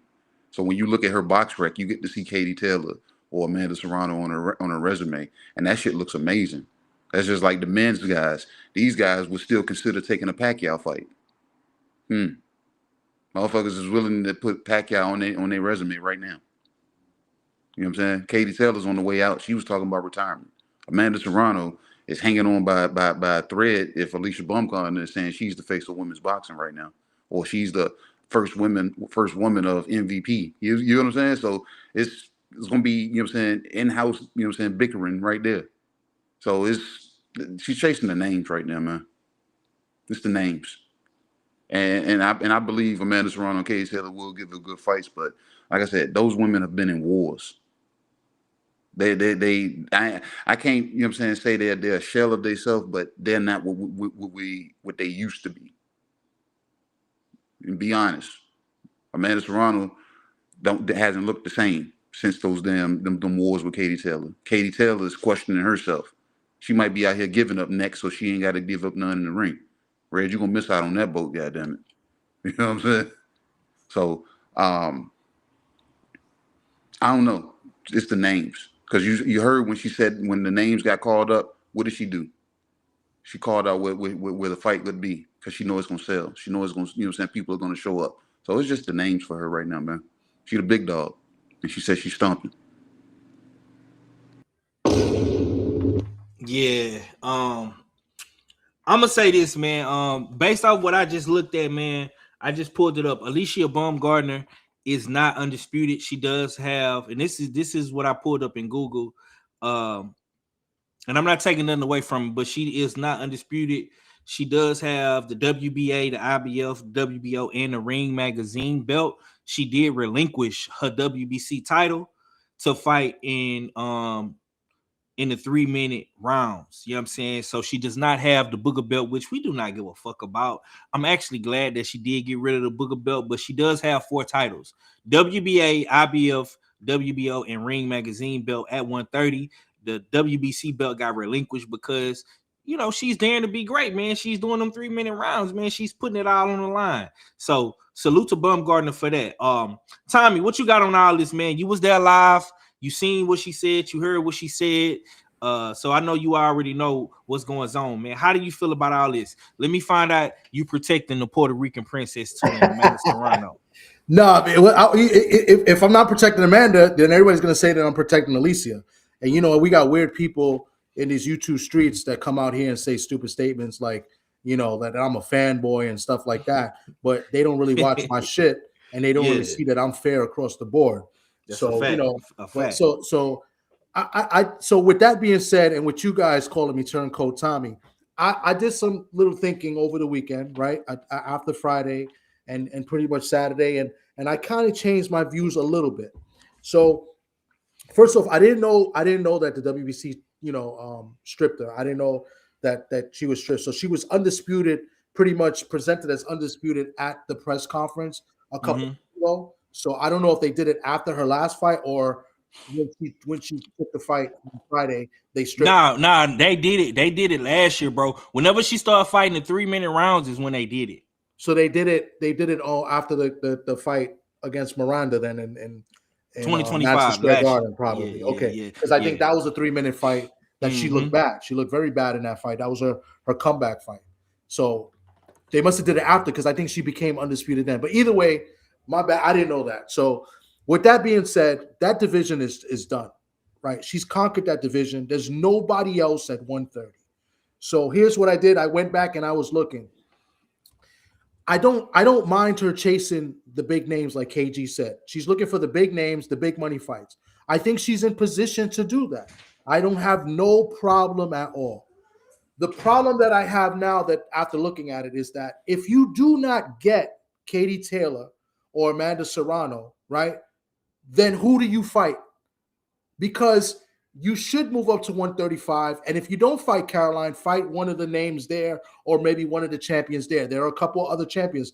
You know, I don't believe there's anybody unified. I believe there's 4 different champions right now at 130, 135. If she fights Katie Taylor, a lot of people, I don't know if people know this, she'd have to move up 2 weight classes to 140, because Katie Taylor fights at is super lightweight now, right? And Amanda is one weight class below, and she's only got 1 belt at the moment, right? She would have to move up to fight Alycia. And we already seen Amanda move up 3 times to fight Katie Taylor, right? Because Katie Taylor was, you know, Amanda pretty much was daring to be great, fighting her at the bigger weight class. You know what I'm saying? So she moved up only 1 weight class, and I believe the 3rd fight she had to move up 2 weight classes. That fight was at I don't know if it was a catch weight, but it was at the super lightweight division, which was, you know, which is at 140. But I believe it might have been a catch weight of like 137, 138. Not too sure. I'm going off the top of my head, right? So So like I have a a little change of pace, change of thought. Like I think Alycia needs to chase somebody else other than those two because there's nobody else. And if you listen to her words, she chose Shin. I'm here thinking, and I understand like the business side of it as far as MVP and what they're trying to do. They're trying to build the fight. They're trying to build the ladies up. They're trying to make Alycia kind of like the face right now, and then build up the other fighters. So I understand that, right? They're not gonna shoot their load so quick. They're gonna kind of pace it, right? So with that being said, I do believe her and Caroline, that fight will be made. And I just don't think it happens this year. And I think people need to be patient. The pool is not as big as the men's, right? It's much thinner, right? And you don't want to shoot your load quick. They want to build that fight. So I think that fight is going to be made. They both MVP fighters. I think that fight gets made. My question is for the Caroline Dubois fighters, backers, right? The people that are backing Caroline and saying that she's being ducked, right? Which I don't think she's being ducked, right? And that she's the one that could beat Alycia, that Alicia's scared, this and this and that. I want to know, when did this start that Caroline was this name all of a sudden? Because she just became a world champion last year. You know what I'm saying? So that it's like all these narratives are coming out like Alicia's scared, she doesn't want to fight her. I do admit that her energy is different when the name comes up. Like it's obvious, right? I do admit that. But I don't like the fact that people saying that she's a duck when that she's not in that weight class right now. I do believe she, if she don't get the big fight, she cleaned up 130, she should move up and fight at 135. Yes. But who is Caroline at this moment? She's building her name right, herself. So like all the backers that are backing Caroline, is this because you appreciate it like Caroline and you're going to support this UK fighter over the American? Or is it because Claressa Shields is backing Caroline and we know that Claressa Shields doesn't like AB and that she's backing Caroline in spite? You know what I'm saying? So that's what I want to get the understanding of as far as that's being said. But, all in all, I think if Alycia doesn't get Amanda or Katie, I'm okay with that. I'm okay with her in her position right now looking for the big fights because let's face it, if guys got the Manny Pacquiao fight right now, people would be like, they would criticize it, but then you'll have people to be like, you know what? It's a big name on the resume. So let's do it. It's a big bag. Let's do it. You know what I'm saying? So like, we got to be a little bit more consistent when we do this. You know what I'm saying? So I have no problem with it, but I do have a problem if she fights some Joe Schmo or some Mary Smith, at 130 and it means nothing. You know what I'm saying? So it was a nice little card they had. You remember they fought in the theater, right? It only holds like around 5,000 to 5,500 people. She was in a small room. Yeah. She was in a small room. It only holds 5,500. They didn't even sell the tickets in the back part of it. So that might be another $1,000 to maybe $1,500 seats. I know they didn't sell out, right? Because I know this for a fact. I'm waiting for the numbers. They probably won't release the numbers. And I know for a fact that a lot of tickets were given away too. But I will say this: a lot of the ringside tickets were sold, and a lot of the seats that were close, the front row seats, as far as the outside of the ring area, they were sold. But other than that, it did not sell out. So I will say that. So where does Alycia MVP go from here? Because remember, this is MVP's baby, right? They're trying to groom her to be like this face, So she if she don't get a big name, where does she go that she could draw and make a good card for MVP that's now on ESPN? You know what I'm saying? So I changed my ways a little bit, guys. Turncoat Tommy is trying to change, but I'm still being consistent and trying to be fair at the same time. So if anybody can answer those questions as far as like where did Caroline come from to dictate and to all of a sudden people to call Alycia a duck, please let me know, because I want to understand where people are coming from with that. Tommy, man. God damn, bro. You a cold piece of work, Tommy.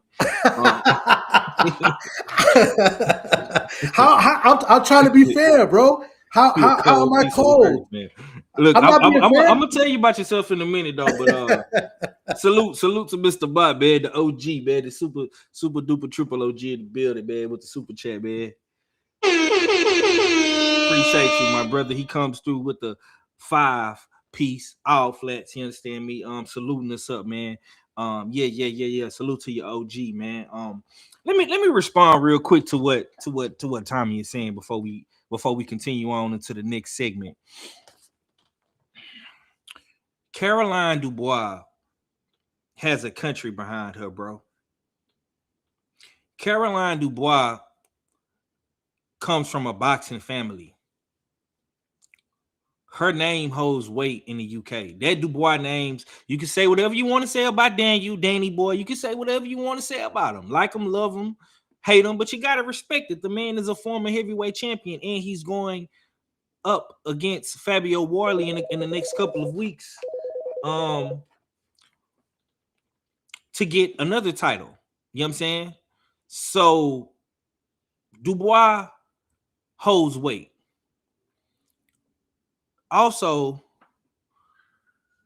Caroline Dubois has been calling, not only has she been calling, just like Alycia Baumgardner, Caroline Dubois has been calling for all of the big names as well. She wants take the Katie Taylors of the world. She wants the Amanda Serranos of the world. She wants all those fights just as much as Alycia Baumgardner. Now, who gets those fights first? That's up for the suits in the businessmen and the power players in boxing to decide. That's not up for the fans to decide. All we can do is run our campaign and hope we get elected. You know what I'm saying? That's for one.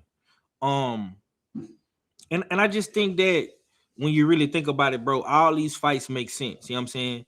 I'm cool either way. You know what I'm saying? I would love to see Baumgardner and Caroline get it on next. But in the business world of boxing, that's not likely. You know what I'm saying? They want to see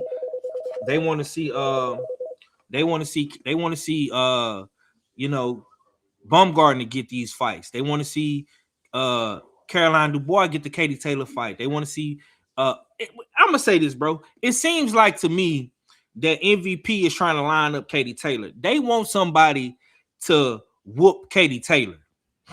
I agree with that. I agree. You know what I'm saying? Yeah. Because she's not MVP. Yeah, so it seemed like it seemed like they teaming up. They doing a triple team triple threat on Katie Taylor because the Puerto Rican princess came up short every time in those fights. And they trying to protect the Puerto Rican princess at all costs. You know what I'm saying? They don't want Caroline Dubois to fight her. They don't want Baumgardner to fight her. They want somebody to beat up Katie Taylor. And they want Amanda Serrano to sit back and break the record. You know what I'm saying? With the knockouts. Damn, mama keep calling me, bro. But yeah, it is what it is, man. All right, man. Let's go ahead and move on to the next segment. I'm finna have to get up out of here in a quick second. You know what I'm saying? I gotta go to this cookout. All right. So we got Claressa Shields, man. Claressa Shields went on a tirade of social media posts and videos, and she reacted like a motherfucker to this Shadasia Green fight, man. You know what I'm saying? She did not hold back one bit, man. Let's go ahead and get into it. God! Did Shadasia just get fucking stopped? Whoa! Whoa! Whoa! Oh my God! Shadasia! Shadasia, what the fuck? Whoa! Whoa! And this who y'all be saying can beat me. This is who can beat me. I fought Lani with 2 torn shoulders. And she just got stopped. What is going on? Whoa, y'all. Whoa. Whoa. Congrats, Lani Daniels. You that girl.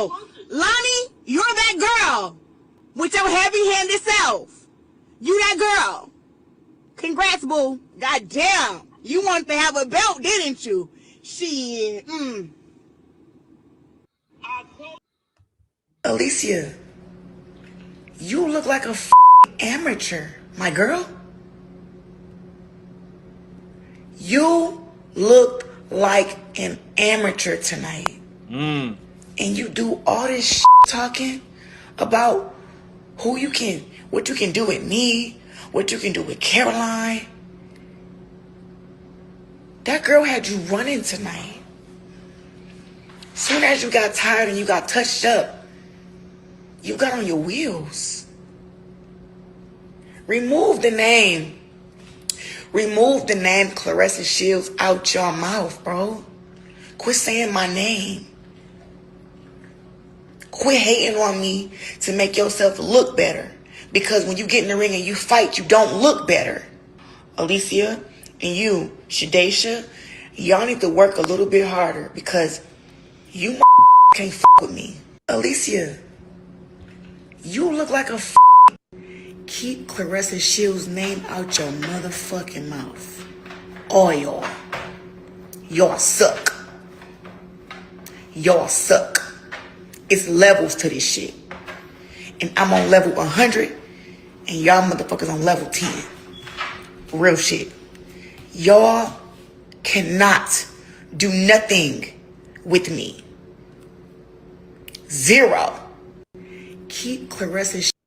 I'm praying for Shadacia. And I'm glad that none of the girls got hurt really bad tonight. Everybody can go back home to their families. Absolutely. Absolutely. I ain't that. Like, I ain't like that. But I'm just telling y'all, there's levels to the shit. And stop saying that women and these girls is on my motherfucking level when they ain't.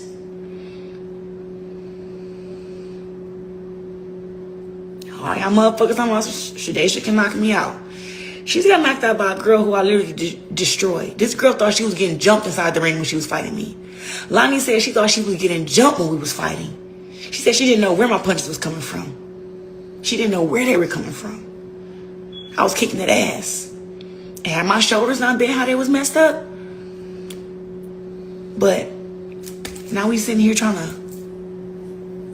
give motherfuckers a pass. I'm praying for Shadacia. And I'm glad that I had just finished watching these fights. I'm still heated about what happened to Shadacia. Not that she lost. I'm heated because she messed the bag good, bro. Let me stop right there. Because the Guo cooking, man. You know what I'm saying? You know this motherfucker can talk your ears off and go all around the world with it, man. She said a lot, man. Does Claressa sound bitter?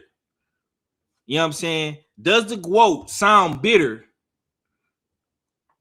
Or does she sound like somebody protecting the standard? You understand me? Red, I'm gonna come to you, my guy. How do you feel about this, man?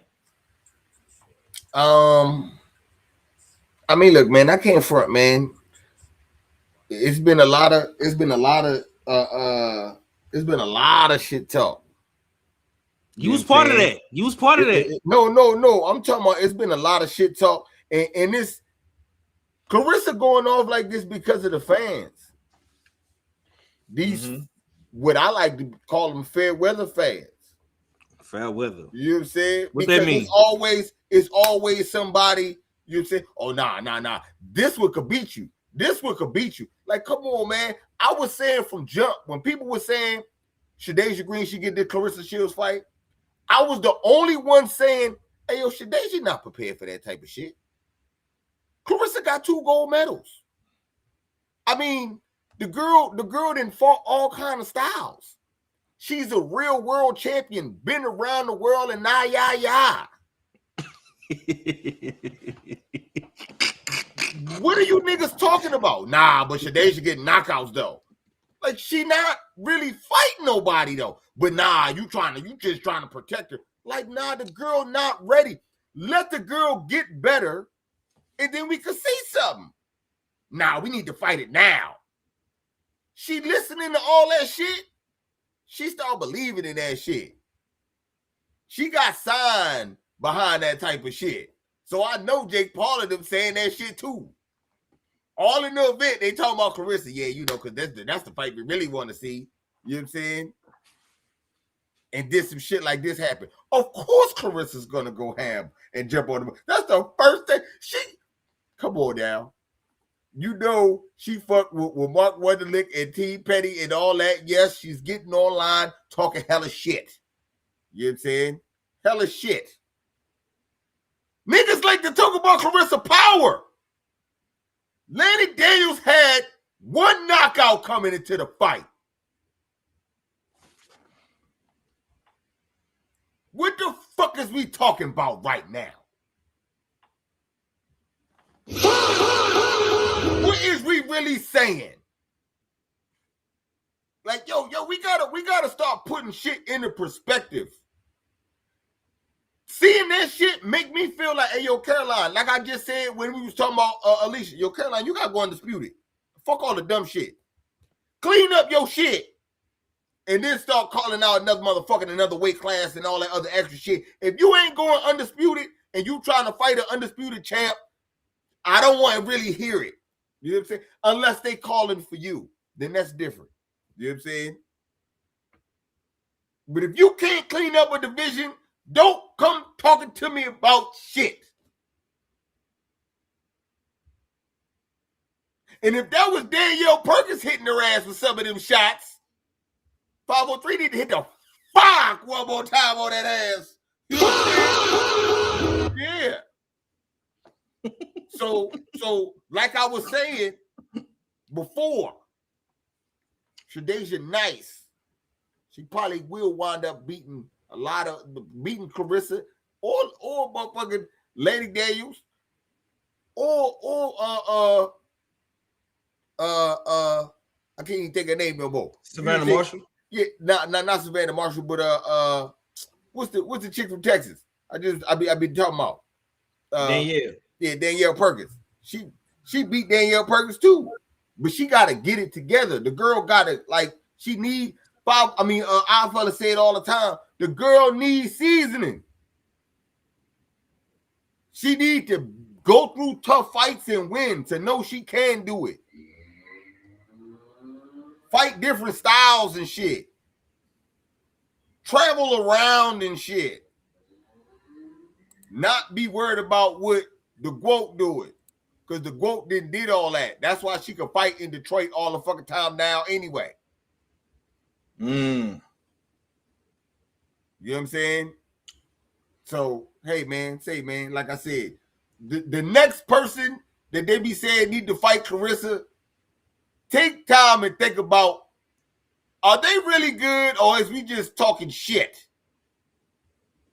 Because this the second one. This the second one that y'all done set up. You know what I'm saying? Savannah Marshall was the first one? Absolutely. I didn't. You said it, not me. But this is the second one, though. So we need the motherfucker. And honestly, respect to Savannah Marshall, because she deserved all that shit. You know what I'm saying? She actually beat a nigga, became champ, and was motherfucking putting the work in. Deserved the Claressa fight, rematch, and all that. But, hey, man, you can't tell me how Franchise Cruz is trash and tell me how the nigga that lost to Franchise Cruz need to somehow deserve some shit. Yeah. All right, man. I'm gonna pass it over to TD, man. Boogie down Brizonks, man. Does Claressa sound bitter, or does she sound like someone protecting the standard? What is your thoughts on what the GWOAT had to say, man? I think she's all over the place, and I think she's another one. Like some of these people out here in YouTube and the content creators, some of these fans is very, very inconsistent. Very. Because you know what? Claressa, you should just retire. Don't fight no more. Nobody's touching you. Nobody's going to beat you. You know? And I'm not even saying that to be that sarcastic, right? There's some sarcasm in it, but you are the GWOAT for the reason. You're the best. But in your mind, nobody should call you out. Nobody should dare to want to fight the person that's the GWOAT, the person that is the best, the person that is the top female fighter in the sport of boxing, right? So with that being said, just retire, because you get offended when people call your name out. You get offended when fans want to see the best fight the best. When you got the best versus the best, Claressa is always in that equation. She's the top dog. But in her mind, you're not allowed to call her out. You're not allowed to, quote unquote, clout chase. You know, Shadasia wanted to fight Claressa, right? That's one, right? What's wrong with that? What's wrong with wanting to fight Claressa Shields, right? Shadasia beat Savannah Marshall in a fight that Savannah was favored to win. Savannah Marshall fought Claressa Shields. They were both undefeated, right? Savannah did pretty well in that fight. Yeah, she got washed, but if anybody watched the fight, she hurt Claressa in that fight. She had her knees buckled at one point, right? Savannah can hit. Now, I'm not saying that Shadasia would beat Claressa Shields. I'm not saying that at all. Obviously, Claressa is the favorite. What I'm trying to say as a fan's point of view is that we want to see the best fight the best, and we want to see how that fight would go because we feel in our minds that she could give us some comp or she might have a puncher's chance, right? You know what I'm saying? With that being said, like, who else would you want to see Claressa fight? She already fought Franchon Cruz like a dozen times already. You know what I'm saying? So, I mean, does she fight Savannah Marshall again? Right? Maybe she should rematch Perkins. But, like, when she goes and says you mess up the bag, I got a problem with that because she could have fought Shadasia. She could have fought her next. Shadasia didn't have to fight Lani Daniels because she told Shadasia that if you beat Savannah Marshall, that she would be next. But Claressa went on and said, "Oh, I might fight Michaela Mayer." And then you see a couple weeks ago, you know, in the UK calling out Price and shit. But she told Shadasia that she would be next if she beat Savannah Marshall. So I'm saying I don't understand where this messing up the bag is, right? Because they could have fought next. Shadasia's last fight was in July, and I think Claressa's last fight before Franchon Cruz was I think it was in July also, if I'm not mistaken, right? So they were both free. You know what I'm saying? So I just don't understand like where she's coming from. I understand that like she gets upset when people. If your profile not high enough, maybe if you garner some more belts, then the profile will get high enough and the bag will get bigger and you won't mess it up by losing and you won't have to fight next. You can actually go undisputed and get your weight up. You know what I'm saying? Like how everyone else is. So you're talking about profiles. So Perkins' profile was up there too? Lani Daniels' profile was up there as well? Because they had one belt? Now they moved. Claressa was moving up in weight. So then, we're undisputed. See, don't tell me about what she. Tell me about see when you go undisputed, then you can fight a Danielle Perkins or Lani Daniels. When you go undisputed, after you gotta finish your breakfast. Talk that New York talk to you. You gotta finish your breakfast before you. So then why when she says one thing, she does another? So then we can't criticize her for saying that she was going to fight Shadasia if she beat Savannah. If Shadasia finished her breakfast, she probably. But she didn't say that, bro. And on top of that, one career is off of what one person says. I'm not saying about the career. I'm talking about the way she speaks about like the comment about you messed up the bag. She didn't mess up any bag. What is, you know, she wasn't going to get Franchon Cruz. She wanted to fight Franchon Cruz. She said she wanted to be undisputed. Shadasia messed the bag up, bro. What are you talking about? Stop it. She lost, but they could have had that fight already. This fight could have happened before that. Like, that's what I'm saying. They could have been at the fight. They told her they were going to fight. Maybe I said it wrong. Let's bring it back. I'm sorry. Maybe you don't have to go undisputed. How about this? How about win on ESPN, the actual channel ESPN, where it's the worldwide leader of sports. Just showcase yourself to be good, and the bag will be nice, in fact, for the next fight if you get Claressa, right or wrong. It sounds good, and you're right about that. So right? if you lose no. What happens to the statement that she made that she let me ask, I just want to make sure I got to clarify. Nah. You lose that because she could have had to fight before that. He says okay for Red to cut people off. She could have been on ESPN. We should fight before we get on. That could have been the fight on ESPN. So fight before we get on ESPN. That could have been on ESPN because she told her that they would fight. So should we wait till you gain some ESPN? The people know who you are there first. It's not about waiting. It's about what you said. The business gotta align, Tommy. You know that. I understand that. We you spoke know that, about Tommy. that. We spoke about that. But if she wanted, she's the fighter, right? Claressa Shields. We established that. You don't hear me saying anything different. She is the fighter. She can make any fight she wants. Her and Salita. They can make the fight. But if she says, right, out her mouth, that if you beat Savannah Marshall, I'll fight you next, right? And then she goes, and then they don't make that fight for whatever reason, because Claressa is the A side. She can make any fight she wants, right? She could bring anybody to Detroit. I have no problem with that. She is the face of boxing. You'll never hear me say anything different. 18,000 people in the seats, right? Don't even need a big name opponent like Katie Taylor, Amanda Serrano with the Irish and Puerto Rican community. She don't need that. Like, that's established. You will never hear me hate on Claressa as far as her being the best and the face of boxing. What I'm saying is she said that she would fight her. She beat Savannah Marshall, and she did that. She could have been the next opponent. But now, since that didn't happen, she's saying she messed up the bag. It doesn't work well with me if you said that. That's what I'm trying to say.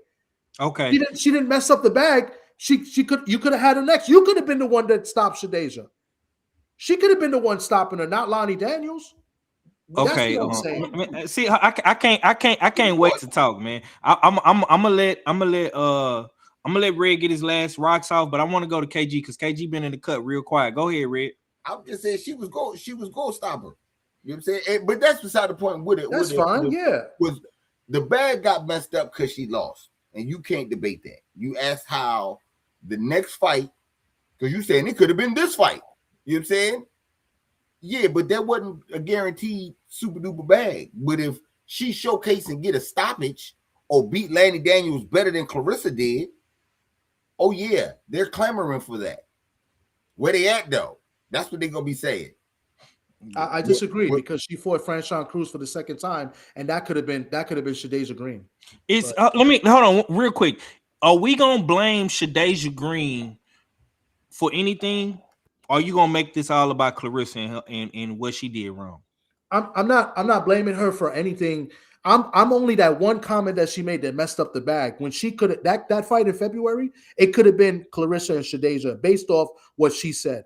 Other than that, yeah, if you want to say she messed up the bag after that because she lost, but what I'm trying to tell you is it could have been Shadeja stopping. I mean, it could have been Claressa stopping Shadeja in Detroit this past February instead of her and Franchon Cruz. That's all I'm saying. So I don't like the fact that she says she messed up the bag, because now all of a sudden you're telling the world that, oh, I was gonna fight her. But no, you wasn't, because you didn't make no effort to try to fight her. You've been out in the UK calling out other fighters. You've been calling out Michaela Mayer too before that in the UK. So you saying she messed up the bag, you're basically saying that you tried to make the fight originally, or like she was definitely on their radar, and that's not true. That's a lie, bro. It's not consistent. It's false, because she was calling out Lauren Price, Michaela Mayer, and she fought Franchon Cruz after they both fought in July. You want to know why she did that, Tommy? She did that because she probably knew that Shadeja was gonna fucking lose, which she did. Oh my God. That's why she did that, bro. That's called keeping your options available. She probably did know. So we fortune tellers now. That's crazy, ain't you about to get the crystal ball? No, that ain't no fortune. That's all. Ain't you about to get the crystal ball, nigga? Nah, yeah. That ain't no fortune. That's all. That was all research. That was all hard work and them doing fucking good doctor work right there. So you can miss me with that shit. Nah, go ahead, bro. Go ahead, cook up, KG. What you got on what Claressa Shields had to say, bro? I've been eager to hear what you had to say. You know what I'm saying? Go ahead, bro. Hey, just like this damn fight pool chat, man. Everybody brag different. You know what I'm saying? I'm not knocking Claressa for you know what I'm saying, going off the way she did, but at the same time, I agree with Thomas, man. It sounds crazy. You telling me to keep my name out, keep my name out y'all mouth. Ain't this boxing? Isn't this boxing? So we got to treat you like Canelo and wait for you to them hand out the golden ticket. Don't say my name. I'll say yours. So like I said, for all these women that have called her name out, And then she turned around and look, this goes to what I said in the beginning of the show, 5. Go up to any boxing fan that don't damn, you know what I'm saying, be up on women's boxing like that and ask them to name 10 women's fighters. They can't. So when you say, why y'all calling my name out? Why are you damn, you know what I'm saying, y'all need to keep my name out. Who the fuck was you gonna fight anyway? Because like I said, if you present an opponent that's not Michaela Mel or Lauren Price and you say, oh, I'm fighting this person, we gonna be sitting back, who the fuck is that? I said that about Danielle Perry. I was like, who the fuck is that? I said that about Lani Daniels when she fought. I was like, who the fuck is that? So you got women calling for you. And I understand. Thomas said it, bro. She's top dog. She can pull the strings, but at the same time, you got women that's calling for you, and you saying, oh, you ain't did enough. Go get a belt. Go do this. You be like, but then when you fight the person that you fight next, we be like, who the fuck is that? So like I said, y'all missing me with the bullshit saying, oh, she's undisputed, she's the GOAT. Yeah, she is. But at the same time, when you damn avoid X amount of fighters that's calling for you, and you say these bitches don't deserve to damn say your name, but then you get in there with a bitch that we like, who the fuck is that? That bitch damn didn't say your name, but you said you called her name. And we're supposed to be okay with that. Like I said, when she fought damn, I was like, who the fuck is this big bitch? When she fought Lani Daniels, I was like, who the fuck is this smiley bitch? I'm like, who the fuck, like, who are these women? Championship caliber fighters. No, Red, stop. And don't cut me off. You know what I'm saying? You done had your time. You done cut Thomas off enough. Turn your mic on mute. Sit on your motherfucking hands, nigga. Because y'all missing me with this shit. This sport is called boxing. This sport is called boxing. If you're in or around my weight class, I should be able to say anybody's fucking name. Top dog, bottom feeder, fucking damn a nigga that I can consider bum bash, a fucking journeyman, a gatekeeper. I should be able to say your fucking name. Shadeja Green was a belt holder. She was a unified champion. Am I correct? So she should be able to call a motherfucker's name that was in or around her division. Correct me if I'm wrong. Go ahead, take your hands and put it on and unmute the mic and tell me I'm wrong. The lady had belts. Like you just said, Lani Daniels and fucking damn Danielle Perkins damn has. Championship caliber, remember? Cut the shit, Red. I seen her get gifted decision for the belt. My nigga, we done seen damn some of your favorite fighters get gifted decisions. Cut the shit, man. I seen her get her ass whooped. I seen her get her ass whooped and get the title. Tell me I'm lying. Ain't done. The motherfucker had belts. The motherfucker moved the goalpost every time the woman did something. So like I said, whether she beat her or not, the fans is calling for that. That's what content creators do. That's what fans do. They call for their favorite fighters or certain fighters. They're like, yeah, I think this bitch can do this. You're supposed to do that. So for this silly bitch to say, y'all bitches, y'all need to stop saying like, why? Like Thomas said, then fucking retire then.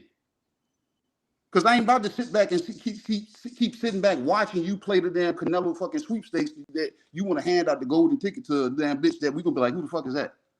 You talk about fighting Lauren Price. Are you serious? That bitch ain't nowhere near Did Lauren Price win her last fight? Bro, she ain't nowhere near her weight class. Cut the shit, 5. Did Lauren Price win her last fight? I just asked you a question. Look. Did Shadeja Green win her last fight? My man, when they called each other out, she did win her last fight. You see what I'm saying? These niggas don't want to answer the question, Red. They don't want to answer the question, Red. You see what I'm saying? Listen to me. You are mad selective. Because she won her last fight. What you trying to do? You trying to put a nigga in the corner and say, yeah, answer this specific question. I can do that. Yes. Shadeja lost her last fight. Lauren Price won her last fight. But at the same time, Lauren Price ain't nowhere near this bitch's weight division. Shadeja Green is. You know what I'm saying? So like I said, and y'all can call it whatever the fuck you want to call it. You know what I'm saying? But for a motherfucker to say one thing and do another, y'all call niggas on that shit on a damn daily, but it's okay for Claressa to say, oh, I want to fight this bitch, but then she don't fight that bitch and she fight another motherfucker. Y'all fine with that? Woman. Cut this shit, Red. Cut this shit, man. Okay. Let me go back to playing the rest of the Claressa video. I don't want to hear that shit because the bitch was a repeat. I watched the 26-minute damn thing my damn self, and it was a okay. repeat. You seen it? Okay. Okay, you see it. Okay, cool. Yeah, I cool, think cool, that cool. shit. So and look, Okay, cool. and the thing is, y'all know I don't like this bitch, and I sat and watched all 26 minutes of it to see if she was gonna say something of substance. And she didn't. The bitch the whole time, y'all better stop calling my motherfucking name. I'm gonna drink some wine. That silly bitch tried to go open a fucking damn bottle of wine with a cork in it and thought it was a twist top. Cut the shit, man.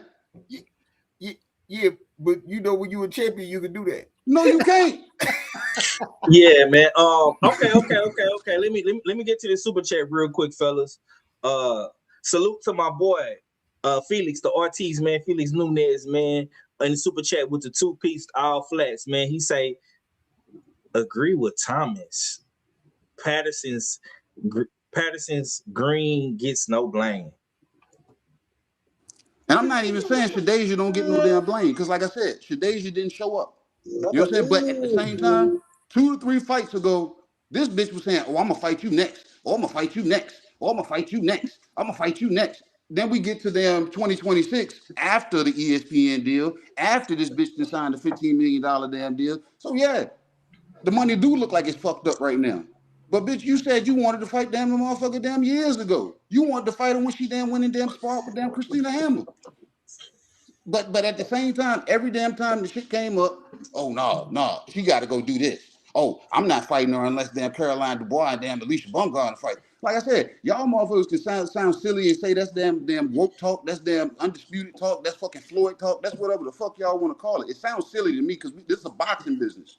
This is boxing. So if you ain't really trying to make fucking fights and then you turn around and fight somebody that I'm saying, who the fuck is that? Then what are we really talking about?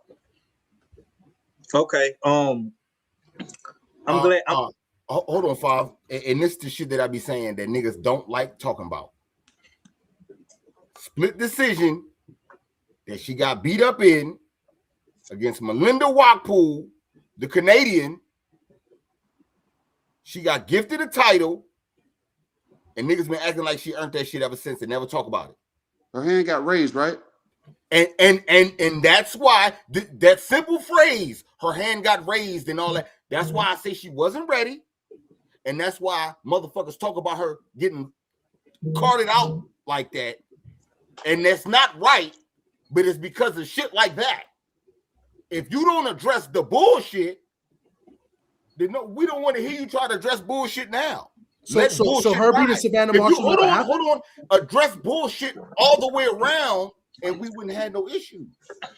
What bullshit all the way around? You saying? I just told you. I just clearly said all the way around.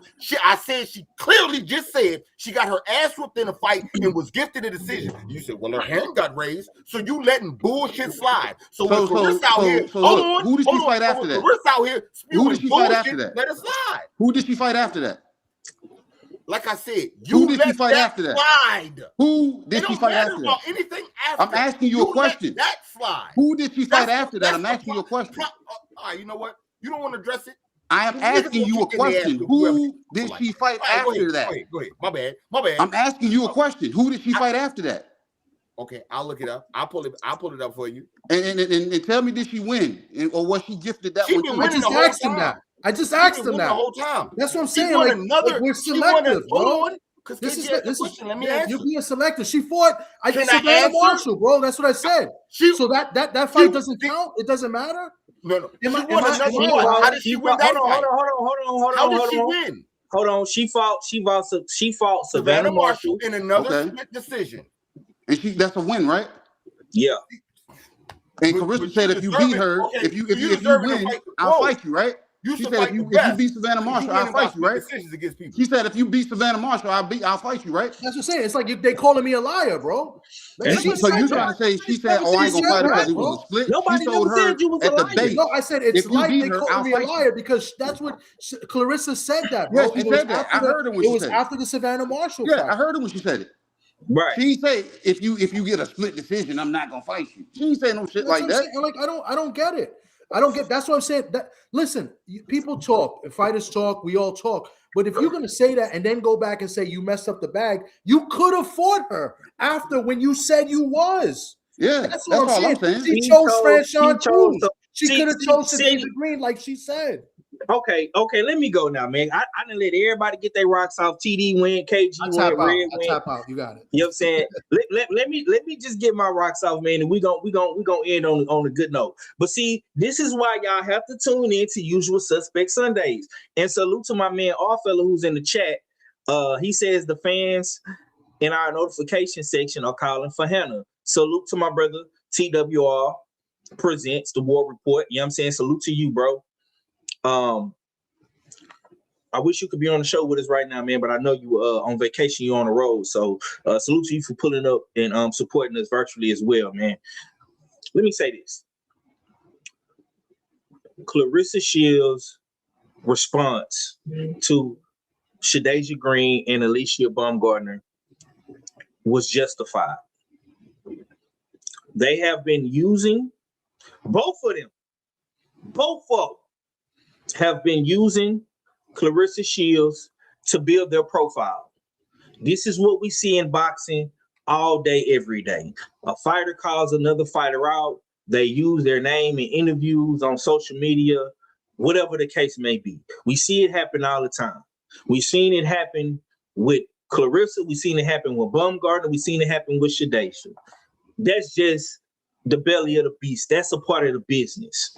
Okay? All these girls have their back and forths.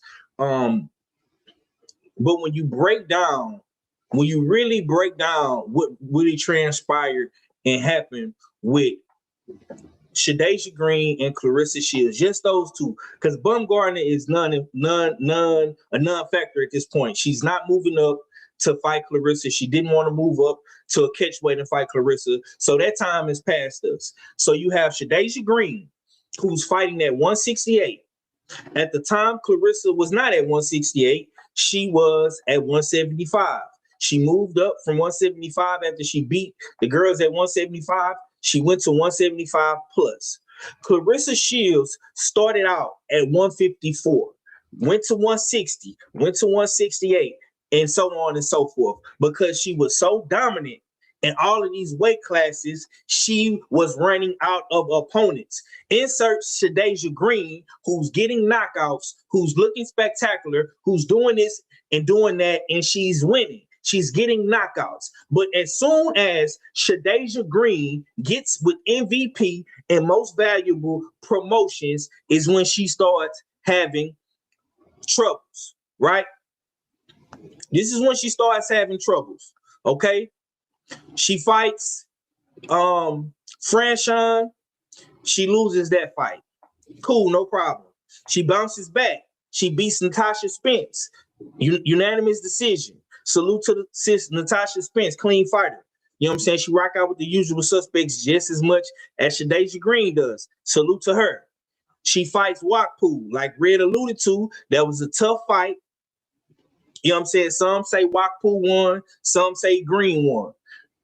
Like KG said, sis got her hand raised. Okay, cool. She kept on pushing. She fights Savannah Marshall. Split decision.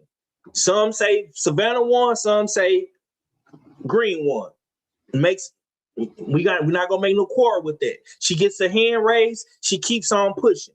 She fights Lani Daniels Friday night, she gets stopped in the 9th round. When you are playing that game, when you are in the business of boxing and you are building around to get to a big fight with your top op, Claressa Shields is the top op in women's boxing. Everybody wants to fight Claressa Shields, especially if you are around her weight class or y'all around the same size and weight. Shadeja Green is around the same size and weight as a Claressa Shields. The part that Tommy and KG is missing is that when Claressa went to the zone, Shadeja went with MVP and she went with their moves. She listened to what Nikisha and Jake Paul was telling her to do. They were telling her to keep calling out Claressa Shields, keep building around this fight. She came on my brother's platform and she talked shit about Claressa Shields and how she'll do this and how she'll do that. Okay, cool, no problem. That's all a part of the business. But the point is, bro, every time she fought one of Claressa's former opponents, she struggled or she lost. She fought Savannah Marshall. She struggled, but she won. She fought Franchon Cruz. She struggled and she lost. She fought Lani Daniels. She struggled and she got stopped. We cannot blame Claressa Shields for Shadasia Green struggles, bro. We cannot do that. That's not fair. It's not fair, bro. If we gonna call a spade a motherfucking spade, that's what fucking happened. Nobody told Shadasia Green to go up in there and fight Claressa's last former opponent in Lani Daniels. She chose to do that. She played the anything that you can do, I can do better game. And she crapped out. She lost. She rolled the dice and she lost, bro. It is what it is. Like, you can't be mad at what Claressa Shields is saying, because wasn't nobody mad when Shadasia is on the podcast talking her shit. Can't nobody be mad when she's on social media. Ain't nobody mad when she's on social media talking her shit, getting at Claressa, whoop-de-whoop-whoop, all that shit, right? But as soon as Claressa responds, it's a problem. When Claressa says, oh, okay, you want to fight? Well, let's do me versus Shadasia Green, Caroline Dubois versus Baumgardner. The biggest fucking fight, the biggest card in women's boxing. It's a problem. It seemed like every time Claressa said something, it's a problem. And see, my thing is this, bro. I could understand if Claressa was not the GOAT. I could understand if Claressa was probably just, a unified champion or maybe undisputed in one weight class. Bro, we talking about a girl that's been undisputed 3 times in 3 different weight divisions. We talking about a girl that has went up 5 different weight classes and has dominated all 5 of those different weight classes. That's what we talking about, bro. So let's not act like when she flex her A-side muscle that she don't have substance and it's not justifiable, bro. Everything that she says, you can justify it, bro, because she's the best woman in the game. Just like Canelo, when he flex his shit, niggas abide to it. When Usyk flex his muscle, niggas abide to it. When Tank Davis and Devin Haney and all the rest of these A-side niggas do that shit, bro, niggas obliged to it. Monster Inoue, niggas obliged to Monster Inoue. Bitch ass nigga, you gotta come to Japan, you gotta fight me in Japan, and I'm a motherfucking stack my hand wraps, nigga. And you ain't gonna do shit about it, nigga, because I'm that guy. I'm that nigga over here. So when Claressa says something, it's a problem. Shadasia Green messed up the bag because she chose to listen to Jake Paul and Nikisha and her bosses go up and out against Lani Daniels and lose. Claressa said, after I beat Franchon, we gonna fight next. Shadasia chose to take the Lani Daniels fight. So is that Claressa's fault because she got up in there and lost and got stopped? That's not on Claressa, fam. We can't blame Claressa for that. You know what I'm saying? And I hate the fact that Shadasia Green did lose. I did not want Shadasia Green to lose. I wanted Shadasia to win. So we could be talking about when and where this fight is going to happen next. But you know what? It's not going to happen next because she played the game and she lost at the game. Now she has to recover, come back, dust herself off, and try it again. That's it. That's all. You know what I'm saying? Yeah, man. So and without a shadow of a doubt, niggas got her motherfucking back to dust herself off, come back and get it right. No doubt. Sure.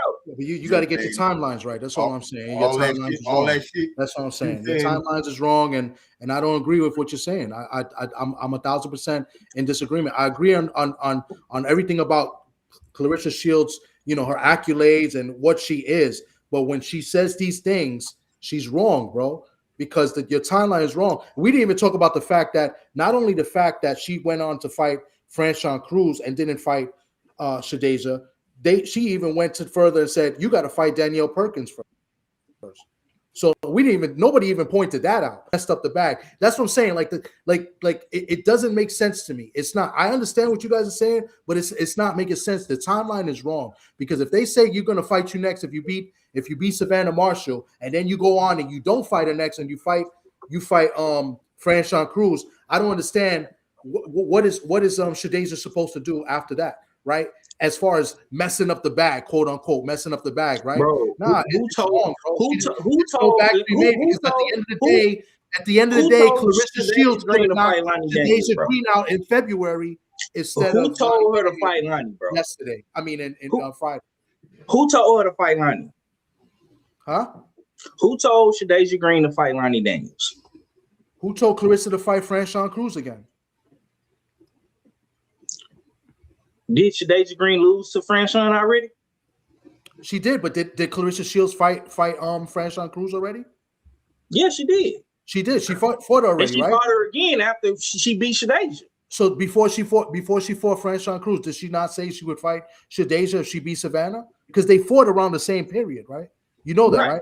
She lost so to the Franchon Cruz fight was made months later. So why didn't she fight? Why didn't they make the fight with Shadasia? That's what I'm saying. Because your profile not big enough. All right, then why say it? Why say that if you beat? Well, you're missing the point. I'm hoping you do something man, you missing the louder point, bro. to get your profile up so we can fight, nigga. And Danielle Perkins' profile was great, right? Tommy, you even said it, bro. You even said it, bro. They fought in a small room at Madison Square Garden, bro, and they didn't even sell that motherfucker out. They didn't even sell out the small room. Did I not say that Claressa Shields makes the fights? Ain't Shadasia Green from Jersey? Didn't I not say that Claressa Shields makes the fights? That she's the A side to everybody? Did I not say that? Okay, so yeah, you did say that. So what's the problem when she gives her demands in her negotiations and what she wants? Y'all make a problem out of that too. What were the demands in the negotiations? She said she wanted Baumgardner in Carolina on the card, and she'll fight Shadasia. Y'all when did she say that? She said that after Franchon Cruz, right? Yeah. I'm talking about before. When she said it maybe 3 times that she would fight this lady in this movie. Okay, you're not listening, Tom. Nah, you're not listening. If you beat Savannah, I'ma fight you. Right. That's what she said. Hold on. That's not saying I'm gonna fight you next. Okay. So that's what it is. You got yo, checkmate. You got it, bro. Hold up. You got it. Then she messed up the bag. I'm gonna fight. You got it. I gotta clean up your mess because Franchon Cruz beat you. So let me take care of this. Now I took care of this. We can fight next. And you like, wait. Let me fuck it up. That was slick. That was good. I like that. Because you want people, you want to go word for word. That's what the word said. Oh man. No. All I'm saying is, man, take some accountability for as much as you on Claressa Shields for what she's saying and what she's doing, brother. Have some of that same energy for Shadasia Green. I know that's the homie, that's your girl. But I did. That's what I'm saying. I did. I said I only have one problem with everything she said. That was like a 26-minute rant, bro. That Shadasia making, bro. Or went on a 26-minute rant. I only had a problem with one sentence. And then I said about her, people calling her out. I mentioned that about she should retire. And even KG agreed with me, right? That's my real tag team. But the only problem is as much as y'all should be, as much as y'all saying about hold on. Okay, as much as y'all are upset about Claressa and Franchon fighting, bro, y'all should have been as much as mad for her taking the Lani Daniels fight, bro. But you didn't say nothing, Thomas, about her taking that fight, and KG didn't say nothing about her taking that Lani Daniels fight. What the fuck are we supposed to do when the damn quote says, "Don't say my name. I'll call your name when I'm ready"? She ain't call her fucking damn name. So Red even look. Red's been saying this for 6 years. What's your best availability? So I got to stay active, right? I got a damn kid. I got a wife. I got food. I gotta eat. I gotta do this. So you telling her she's supposed to sit on the shelf and wait? I don't get it. Until Carissa's ready to fight her. No, you're not supposed to. Don't fight nobody. Don't fight nobody until Claressa calls you. No, you should be active. Don't fuck up the bag. Yeah, and I understand that.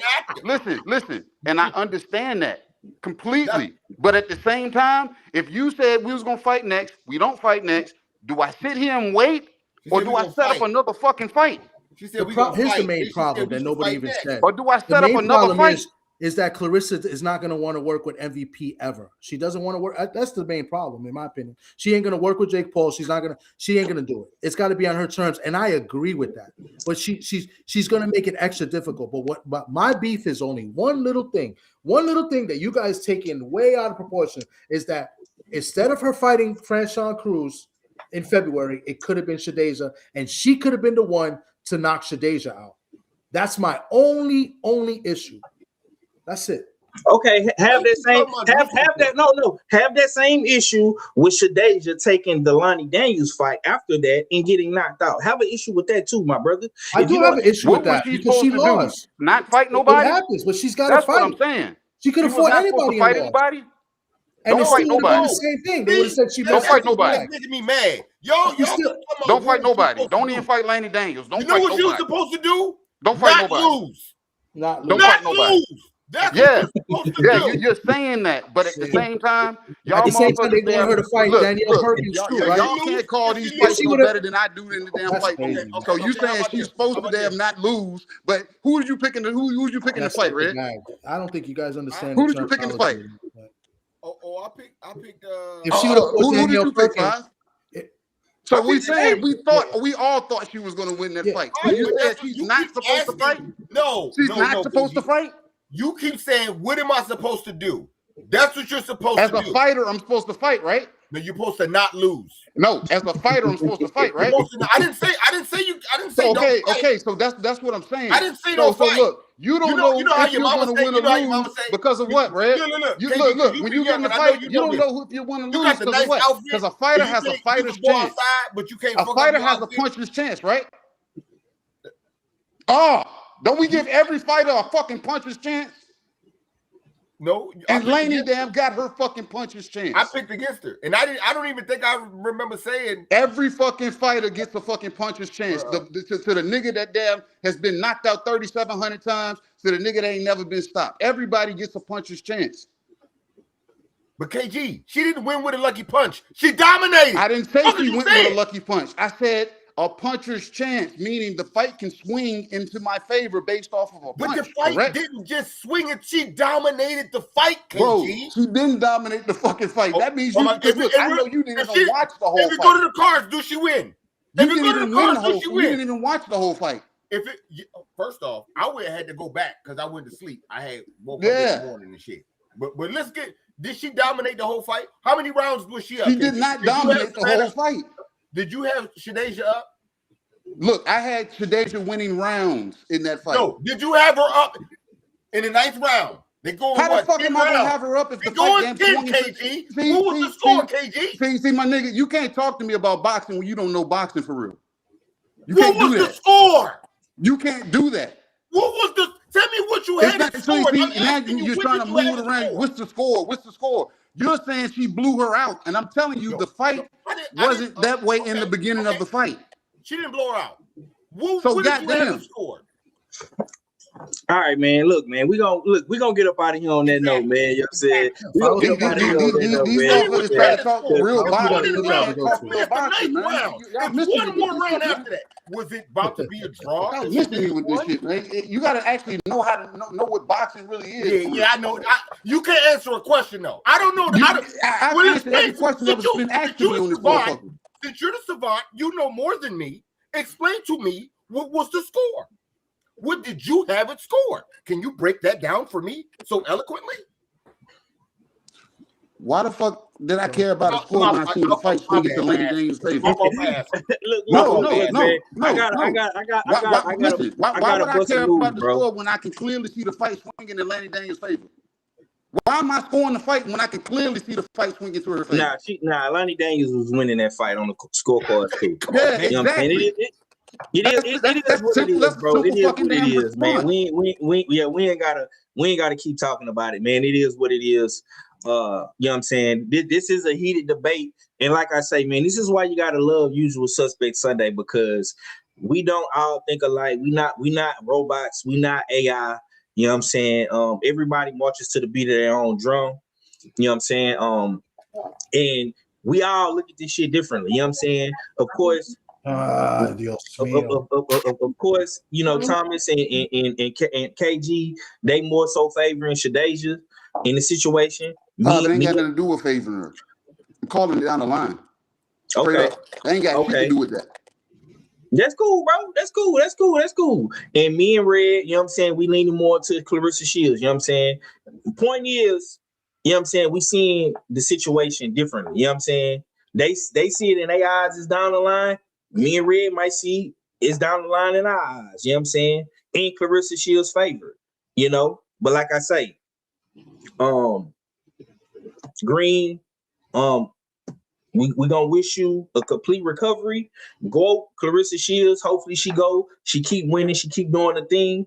And maybe that fight happens later on down the line. Once Green comes back, bounces back, and you know what I'm saying? You know, maybe Claressa might throw her a bone or something. I don't fucking know. We gonna see what happens, man. TD, man, let me get your last, my brother. I appreciate you for coming on the show and giving these hot takes, man. You know what I'm saying? You was on fire today, my boy. No, man, I appreciate you guys, man. This is good talk. I mean, whether we disagree or agree or argue, whatever, I mean, it's always good to understand, you know, different perspectives. And I think at the end of the day, you know, people are real quick to call people a hater and call somebody a fanboy. And I really strive not to be that. Like, I'll have my bias and I'll openly admit to it. You know what I'm saying? But then again, I am turncoat Tommy, and I will go against the people that I root for or the people in my area. You know what I'm saying? So I'm fair across the board. There's just certain things I don't like and certain things I just don't agree with, and it's always going to be like that. You know what I'm saying? So, you know, this argument was good. I stand on what I said. I understand where you guys are coming from, and we leave it at that. You know what I'm saying? But this is good discussion. I want to be doing this, you know, some more. So make sure to keep sending me the link so I can come up here and, you know, as long as KG, my tag team partner, keeps helping me out, you know, I'm good. You know what I'm saying? So yeah. Yeah, man, I appreciate you guys, man. This was dope, man. For sure. KG, man, let me get your last, my brother. Per the usual, man. This has been another good one, man. You know what I'm saying? Anybody in the chat listening, don't, you know what I'm saying, take the damn tone changes and the volume changes as damn any damn thing other than what the fuck it is. I'm here to talk fucking boxing, man. I don't care about narratives, all this other silly shit. All outside the ring, who said what, who danced with this nigga, who did that. I care about when the bell ring. You know what I'm saying? So I got favorite fans. I mean, I'm fans of fighters, but y'all hear me. I criticize them niggas too. Okay. You know what I'm saying? I told you. I can't. I stopped falling in love with boxers 3-4 years ago because I started watching because a fighter gonna let you down. Either they gonna be on some goofy shit, they gonna lose, or some outside the ring shit that's gonna make your ass look at them sideways. I fixate myself on what goes on inside the ring because that's the sport that we cover. Yes, sir, man. So you know what I'm saying? Y'all tap into Tales from the B-Side next Sunday. We got Josh Wagner, Brian Norman Jr.'s upcoming opponent.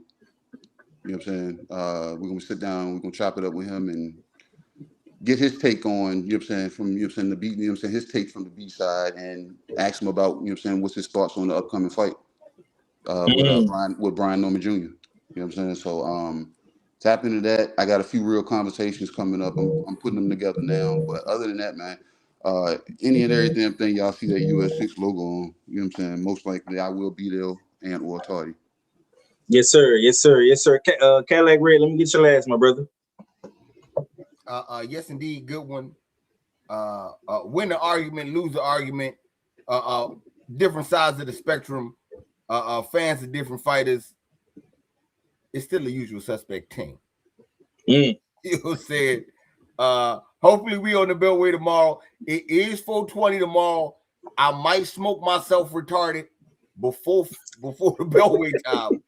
But hopefully you going to work tomorrow, man? Absolutely not. You know what I'm saying? Requested off on the 21st too. You know what I'm saying? So, yeah. We crazy tomorrow, so I'm gonna try to make sure I do the show. Y'all look out for me. 4 blunt minimum before the show, man. Smoke you at least 4 blunts, man. Minimum. Man, I'm gonna be 4 blunts in by 7:45 tomorrow morning. God damn. God damn, I'm man. gonna be fucked up tomorrow. It's gonna be lovely. It's gonna be a beautiful day. You know what I'm saying? So yeah, man. Like I said, it's the usual suspect thing. Salute to somebody on DBC, man. And I'll holler at y'all in a minute though. What? Yeah, man. Once again, man, this has been a dope ass episode, man. I know these clips is gonna be fire. Once again, man, salute to my big bro KG, the good doctor, for the first one, pulling up and supporting, man. My boy TD came through, and of course, man, Cadillac Red came through, man. And them boys, they was on fire today. You know what I'm saying? This was definitely some of the hottest takes in boxing. And like I say, man, we don't always gotta agree, you know what I'm saying, with everything. We could disagree, you know what I'm saying? And we can still be the usual suspects, man. You know what I'm saying? Some of y'all favorite YouTubers, man, you know, they get in their feelings behind a little boxing opinion or a little debate or whatever, man. And they, you know, yeah, but you know, we like that over here. You know what I'm saying? We don't let this shit get to us. You know what I'm saying? It is what it is and it ain't what it ain't. I am your host, 503 Line. Subscribe, smash the like button, hype up the video, get in the comment section if you're a playback player, and let me know if you fucking with the show, man, if you fucking with the content, man. Salute to everybody that was in the chat.